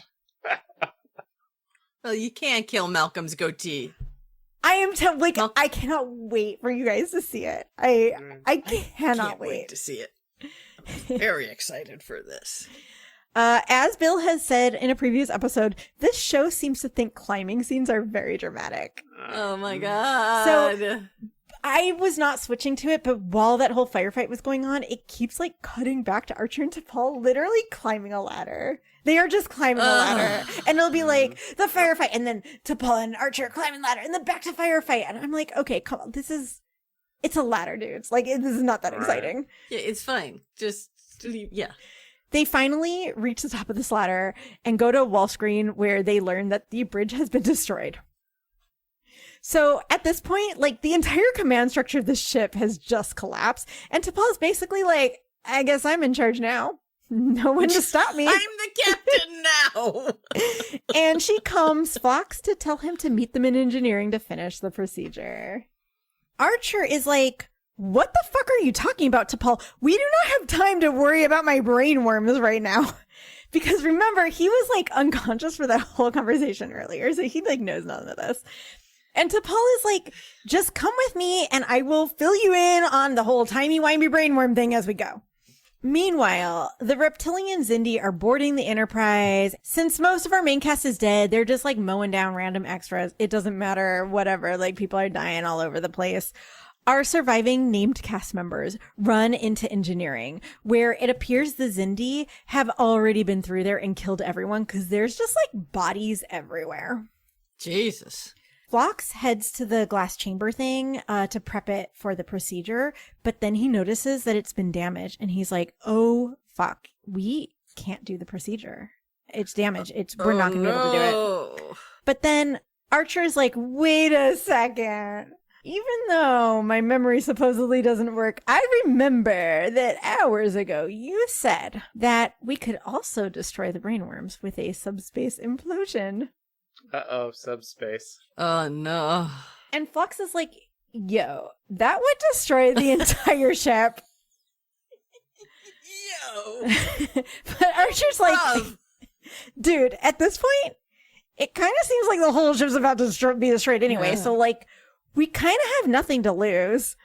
He does tell Phlox and T'Pol to get themselves to a shuttle and leave because the Zindi are only after humans. So if this plan doesn't work, they would still be able to escape. Right. Because this is like the ultimate Hail Mary plan. Like, they are just gonna blow up the ship and hope it resets time. Sure. Blow up the ship and hope it resets time. That's the most Star Trek thing ever. Yeah, let's be fair. Seriously. T'Pol doesn't even hesitate and goes over to a console to start working on whatever she needs to do to like create the implosion. She's been waiting for this opportunity. Sorry, I realized when I said doesn't even hesitate that it makes it sound like she's leaving, but no, she doesn't even hesitate to not leave. I said that really badly. Blow up the Enterprise, you say? Can do. Here are the 15 plans I've come up with over the past 3 years. Archer's like, I'm sorry, what the fuck you doing? Go to the shuttle right now. That is an order. And T'Pol dryly responds, with all due respect, you were relieved of command. Yeah, can't give me orders anymore. She notably doesn't even call him sir. It was just like, because I would have expected to be with all due respect, sir, but just with all due captain. respect. Yeah, no, just with all due respect, you were relieved of command. Sugar plum, sweet ass. Pookie bear. But they almost immediately run into a problem trying to create the implosion. Because to do it, they gotta like do something with the plasma injectors, but one of them was damaged and it needs to be replaced. But the equipment they need is like on another deck. Remember, like, Phlox is there too. Archer told Phlox and T'Pol to leave. And T'Pol had just come over, but Phlox is still just standing. He doesn't leave, but he just stands there. And it's clear, like, he's also not leaving. But he doesn't, like, he doesn't make a big deal, but he's just, like, he's not going. He's just still standing there. Yeah. Archer looks at him and asks him to get the equipment from the other deck. And Phlox just nods and runs off to get it. It's actually, like, a great kind of understated scene. Moment. Yeah. Yeah. Nice. But oh no, there's Zindi guys all over the ship. They're killing crew members. They're killing Makos. Everyone's dying. But because like 100,000 things have happened in this episode, luckily we don't have to see whatever Phlox has to do to get the equipment. He's back like immediately. He just Spider-Man. Yeah, fair. Spider-Man. Yeah. Right. Phlox is back. He's got the equipment. Archer and T'Pol continue to do whatever the hell they're doing to make the implosion happen. You guys know how the engineering room has that like second level catwalk? Yes. Mm-hmm. So like Archer and T'Pol are like at the, you know how the warp engine has like a mid, like a half level where, so they're over there like doing whatever they're doing. And Phlox with a phase pistol in his hand, which I don't think we've ever seen before, is up on that catwalk. And he's basically just shooting every Zindi that tries to come in. He's like covering for T'Pol and Archer. Yet I don't think we've ever seen him like shoot with a weapon. Like this no, was he shot Hoshi when she was possessed by the space You're wisp. right, he did. That's oh no, I'm injured. And it's like yeah. God, why the fuck do I remember? Fuck me for remembering that. Oh God, I'm so upset. The Zindi are shooting back, and one of their phaser blasts like hits the wall behind Phlox, and there's like a huge explosion of sparks. And Phlox screams, and the explosion like knocks him over the side of the railing. Oh, no. And Archer's like Phlox, and like dives to the ground to see if he's okay. And as far as we can tell, he's dead. Archer picks up the phase pistol that Phlox dropped and he's then covering for T'Pol. T'Pol is still just like diligently working on making the implosion happen while Archer's now covering for her. But more and more Xindi are coming in, and eventually one of them gets a direct shot on T'Pol. Archer catches her as she falls to the ground, but it's too late. She is dead. Archer is now our final girl. Oh, boy. He shoots another Xindi, then steps over to Paul's dead body to get to the console that she was working at. And he's like pressing all these buttons. And we do get like the buttons all same deal. Like they all have like random 3-digit numbers on them. So, you know, and he's just like pressing a bunch of buttons. As he's in the middle of pressing all these buttons, a Xindi shoots him right in the chest. And he's like, and he like doubles over for a bit, but is otherwise apparently fine. Archer is our final girl. He's not going to be taken out with something as pedestrian as a direct hit to the chest with a phase pistol set to kill.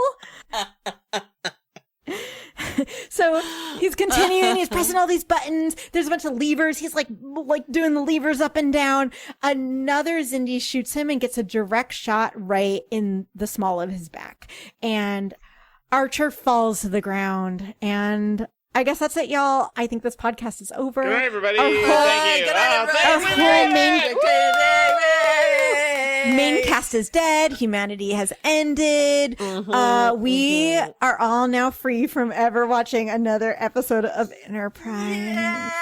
But wait, Archer. His arm starts to move. He lifts it a little bit. He is still alive. Our final girl is still alive, but just barely. He's like he's on the ground, but he lifts his arm. He grabs one of the levers, and with the last of his life energy, he pushes the lever up. And as that's done, he falls to the ground dead. Captain Archer has died. Yay! There was much rejoicing. Sorry, I thought we were doing that again. From outside of the ship, we see explosions starting even though it's supposed to be an implosion, whatever. Explosions starting all over the ship until the entire Enterprise explodes into little bitty pieces. We then cut to our final scene. Medbay, where Archer's lying in a medical bed in his Starfleet uniform, just waking up with a massive headache from an apparent concussion. Phlox and T'Pol come over to check on him. Phlox's hair is now back to the normal length, and T'Pol is back in her coral catsuit. Okay. She says that they've cleared the anomalies with just some minor damage to one of the nacelles. Archer wants to immediately get back and head to work, but Phlox tells him that he had a very serious concussion and needs to stay in sickbay overnight to recover. Phlox leaves, and then T'Pol admonishes Archer for not leaving her behind when she asked him to. After all, he could have been seriously injured. Archer's like, fortunately, I don't take orders from you, echoing like a line from earlier. T'Pol says she has something for him, and she hands him a pad. He looks at it and is like, ooh, Rosemary's Baby. So apparently, like, he had been really looking forward to watching it movie night that night. And obviously he can't go because of his concussion. So T'Pol downloaded it onto a pad for him to watch in sickbay. And I was just like, no, Archer, number one rule of concussion recovery is you are not supposed to be looking at screens. Don't look at screens. Anyone who's ever had a concussion knows that. But T'Pol starts to walk away since, with Archer out of commission, she is now in charge of the ship and presumably has a lot of work to do. But as she's leaving, Archer calls after her and goes, can you bring me another pillow?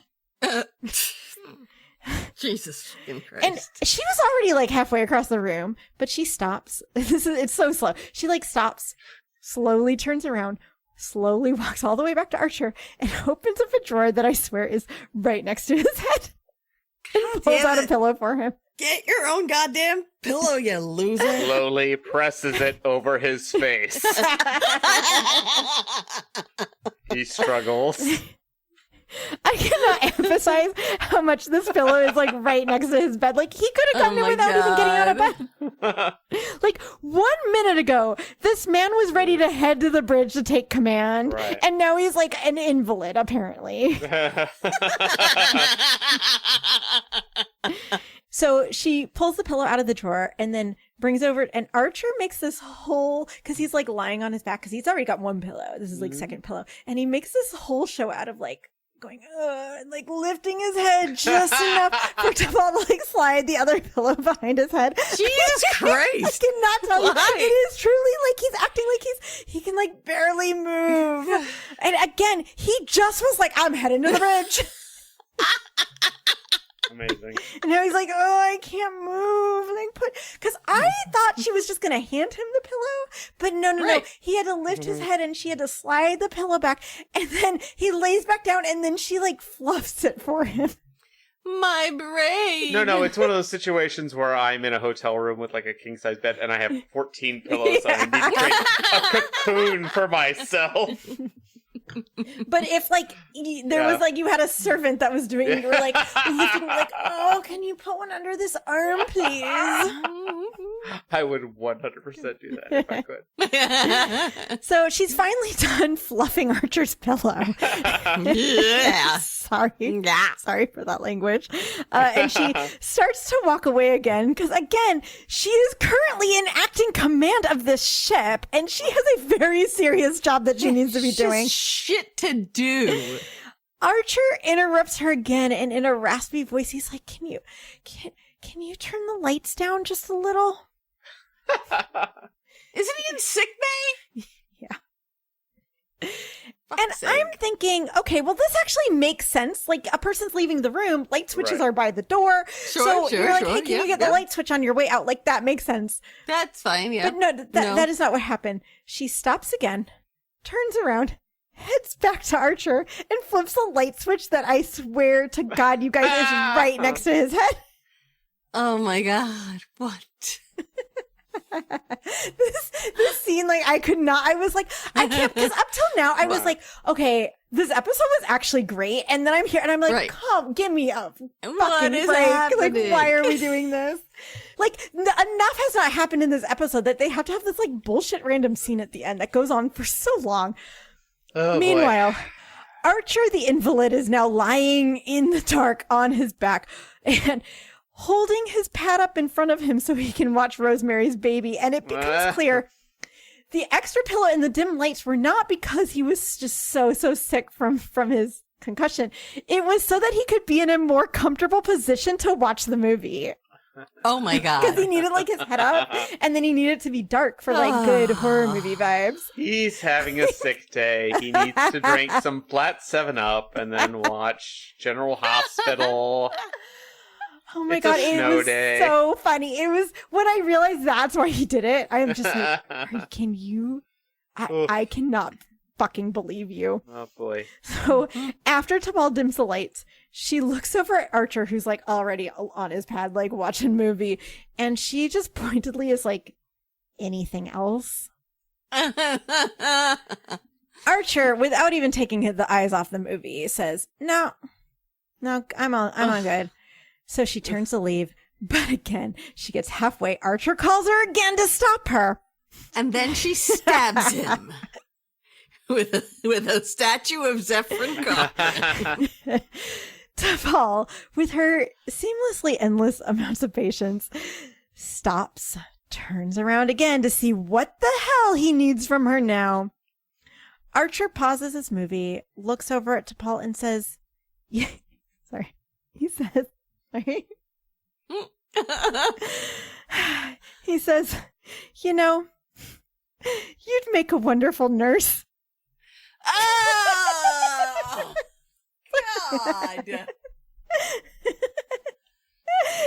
insulting to T'Pol. That's insulting to nurses. That's insulting to his audience. All women. Yeah, and then insulting to every woman. He lifts the pad back up to continue watching his movie. T'Pol gives him a blank look and turns to leave, and finally, thank God, makes it out that door. Roll credits. Yay! Yay! Oof, we made it. I have to say, this was a genuinely good episode. When it was done, I was like, this episode's like up there with Carbon Creek. Like, it was very good. all timeline episodes are fun. Like we see new outfits, we see new hairstyles, we see Malcolm in a goatee. T'Pol looks stunning in her future outfit. Like it was really fun seeing Trip. There was like a lot of fun stuff in it. And it should be a genuinely good episode. But then afterwards, like the more I thought about it, the more like, again, Enterprise makes so many strange choices that end up just like bringing the whole thing down. The 4 main ones that were like really, really bothering me that just like brought the whole story down. First of all, and this is just a general, like this happens in alternative timeline stories, is the problem with it is, as Maria said, big reset button. None of it matters. And so none of it matters. All this, nobody cares. There was some fun character development where like Archer had this like greater respect. Like when he at the end is like, thanks to Paul for what she's done for him. It was like so moving, but now he's just treating her like his fucking nurse. Yeah, that's translated into, oh, you're a great nurse. What a fucker. It fucking sucks. Nobody even remembers it, so no one learns anything. None of it matters.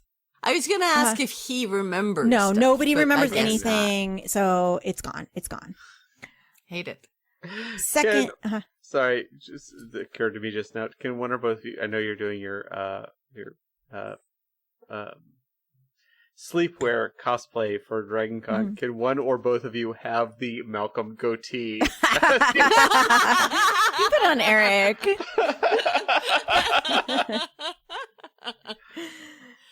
But the second thing that annoyed me is just stop trying to make T'Pol and Archer happen.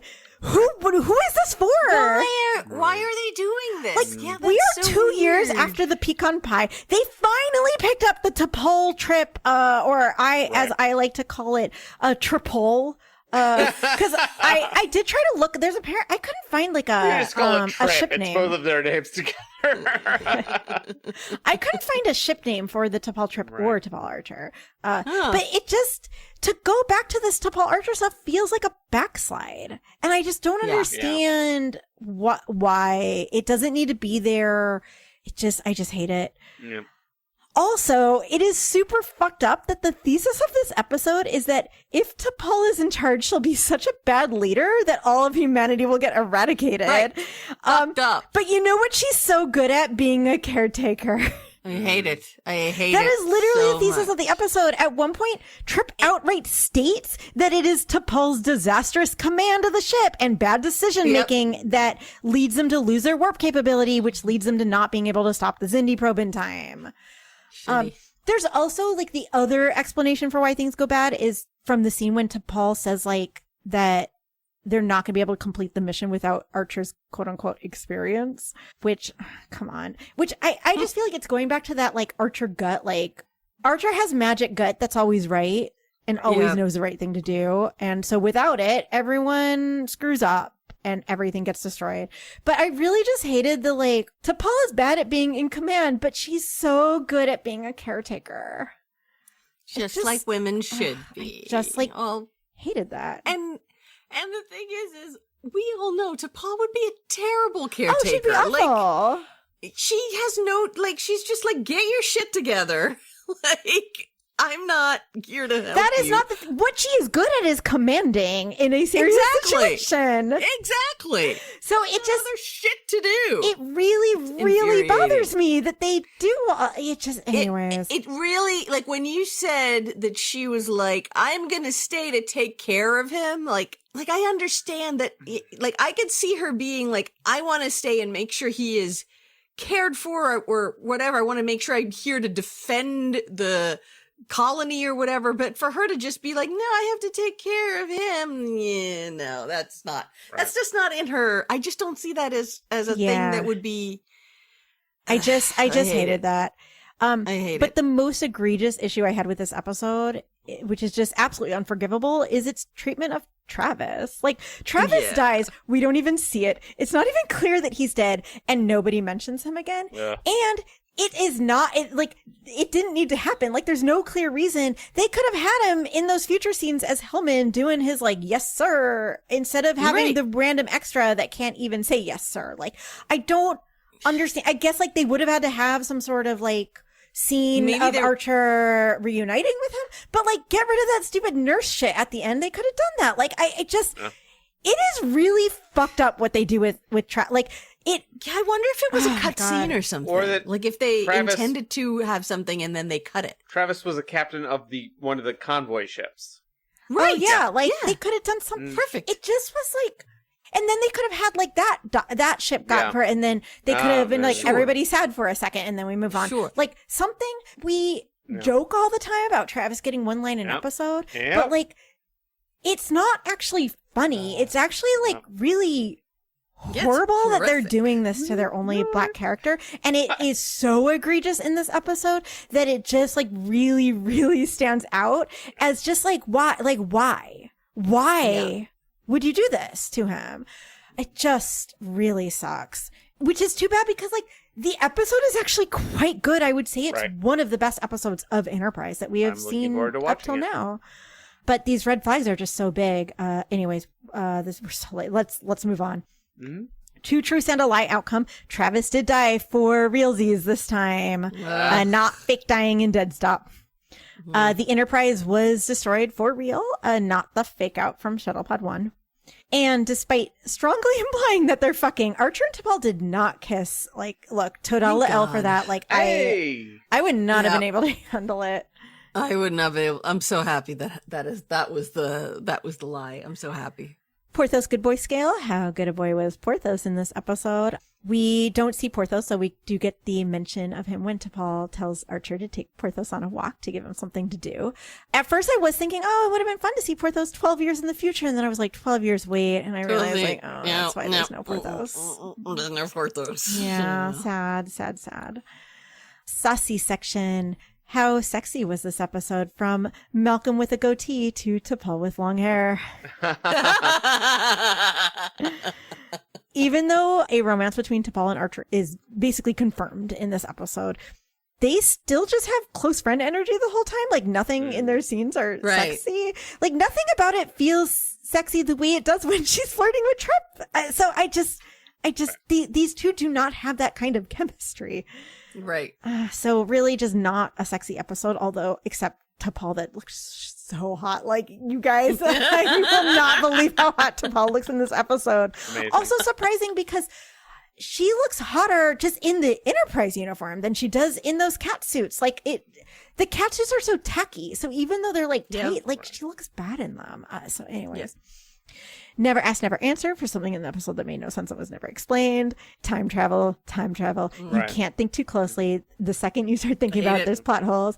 And the one that really bothered me in this is like, so, the way the timey wimey brainworms work, you destroy them in the present, it changes the entire timeline so that they never existed. So you're now in timeline where those brainworms never existed. That has to be true for the entire plot of the episode to work. But when they run the test that destroys a small cluster of the brainworms, it sets them presumably in a new timeline where that cluster never existed, which is why it was no longer on the scans of Archer's brain from 12 years earlier. But if that's the case, then one, why do they have memories of the prior scans? And two, would that not mean that in this timeline, they never even did the test because that cluster never existed? Yeah, can't think about it. That's fucking time travel. I know. And I don't blame the show. I think that is just almost all time travel stories have that. Yeah. And you kind of just have to not. That's why I was like, don't think about it. No questions. Don't think about it. You just accept This it. is how we're going to get back to A. Yeah. Hate it. Yep. Technical difficulties for technobabble fun stuff. There was a ton of fun technobabble in this episode that I mostly skipped over. But my favorite one was the procedure that they use to cure Archer. It uses highly focused anti-proton beams set to 800 millicochrans. Hey. So I liked the millicochrane. Nice. Like that was kind of fun. Instead of just 800 units like we saw in that other episode where I'm like, just make up a thing. Yep. The way they create the subspace implosion is by overloading 3 plasma injectors, which would send the feedback pulse through the reactor. Sure. Yeah. What the flocks for just like weird, creepy flocks moments. Again, we do not get creepy flocks this episode. We get profoundly empathetic flocks. And guys, there's so many good flock scenes. My favorite, I think, was at the very end. The whole scene when Archer, well, so we do have the great scene with him and T'Pol where he like fully clocks her and is just like being very sweet to her. Right. But then we also get, that alt timeline scene at the end where Archer orders them to evacuate, and T'Pol responds with witty report. Phlox says nothing. Like he just stands there. He doesn't move, but he doesn't make a big deal. He's not like, I'm not leaving. I'm going to stay here and help. He just doesn't leave. Right.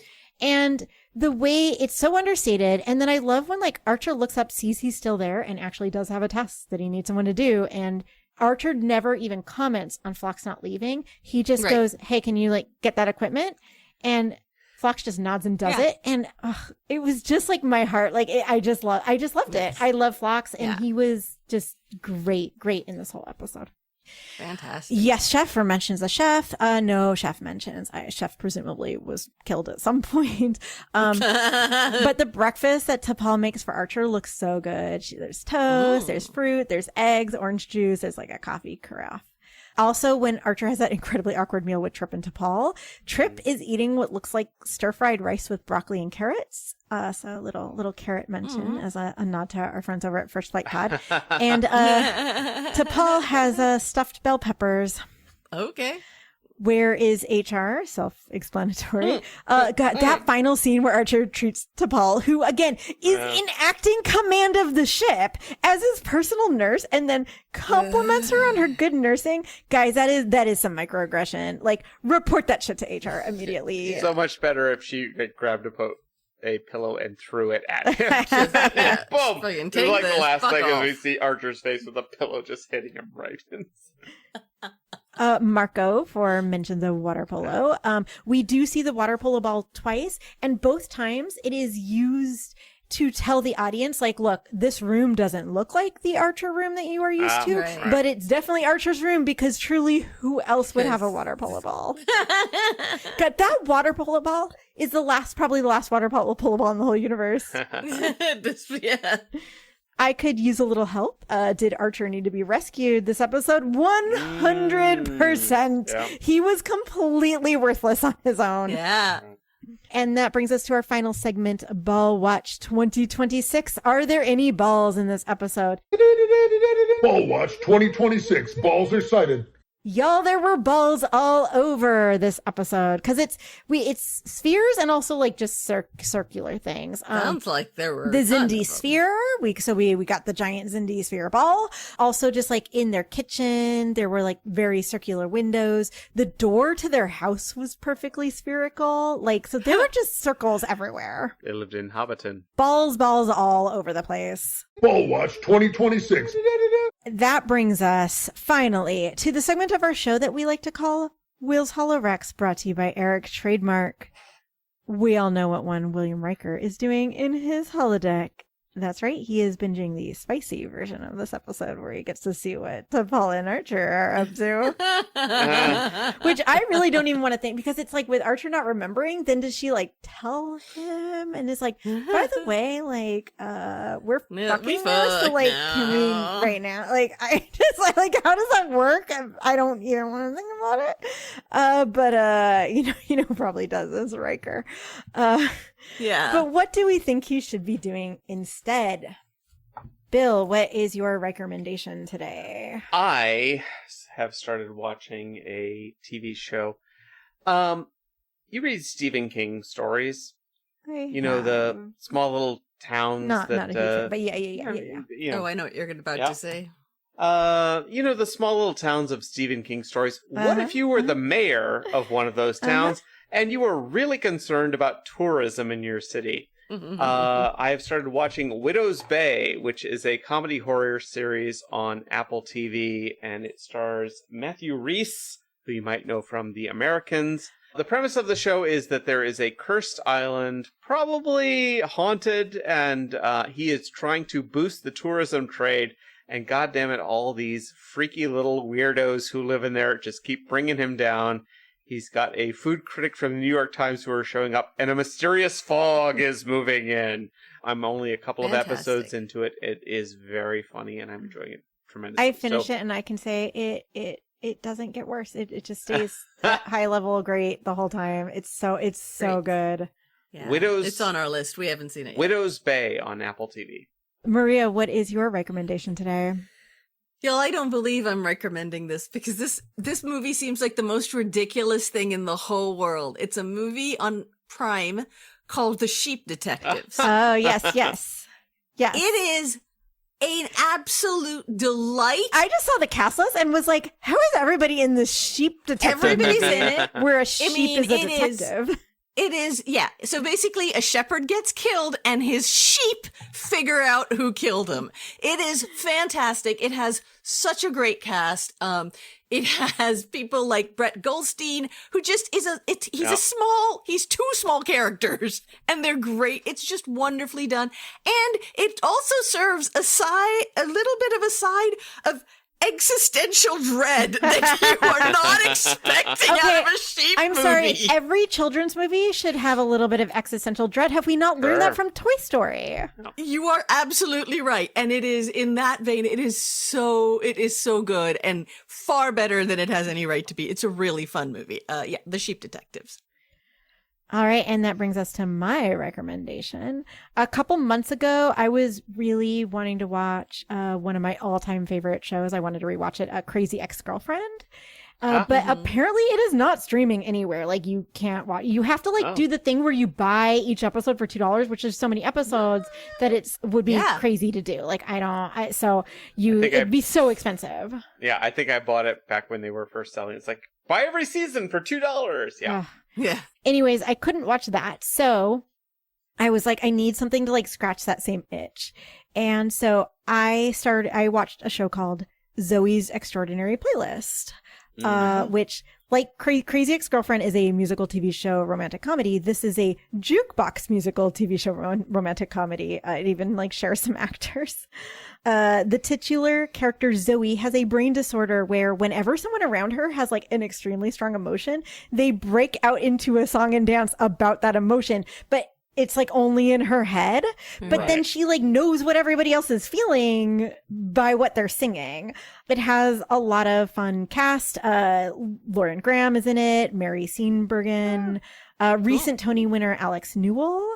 And for the OC fans, Peter Gallagher. And it has a little bit of an Enterprise connection in that there's a fun storyline where Renee Elise Goldsberry from the Enterprise Jizz Monster episode plays the villain. Awesome. So anyways, it's a fun show with fun music. It like pales in comparison to Crazy. I like feel bad because like Crazy Ex-Girlfriend is just like a perfect show. And this is like trying to do that at a moderately good level. But Crazy Ex-Girlfriend is so good that like compared to that, it's like not. But it is still quite fun. As I said, it enjoys a lot of the same DNA. And so if you're somebody who loves musicals and you can't watch Crazy Ex-Girlfriend, I recommend Zoe's Extraordinary Playlist. Fantastic. And that is the episode. Thank you so much for listening to all of this. Next week, we will revisit this episode as a second contact. And the following week, Bill is going to tell us about the episode North Star. Yes, the first 2-word, not 1-word title of an episode in this season. Amazing. And spoiler, we have a very exciting guest scheduled. I'm so excited. Special thanks to our producer, K.O. Myers at Particulate Media, to our friend David for our beautiful cover art, and to John Stephen King for being the voice of our computer. If you liked the show, please rate, review, and subscribe on your podcast app of choice and tell your friends about it. We really appreciate it. It's been quite a while since we had like an actual like review on Apple at least. So yeah. Just saying, if you want to like go write something nice about us, we appreciate it. But if you're like, I don't want to write anything, you can just give us stars. Yep. It takes 2 seconds. You can follow us on Instagram and Facebook as @EnterpriseSplaining and on Blue Sky as @EnterpriseSplain. You can also email us any comments or questions such as, where the hell is T'Pol's fiance in that alt timeline 12 years in the future? And does he know she's fucking Archer? To enterprisesplaining@gmail.com. We would love to hear from you. If you would like to support this podcast, you can find us at Buy Me a Coffee as Enterprise Planning. We will see you next week. Bye. Bye. Computer. End program.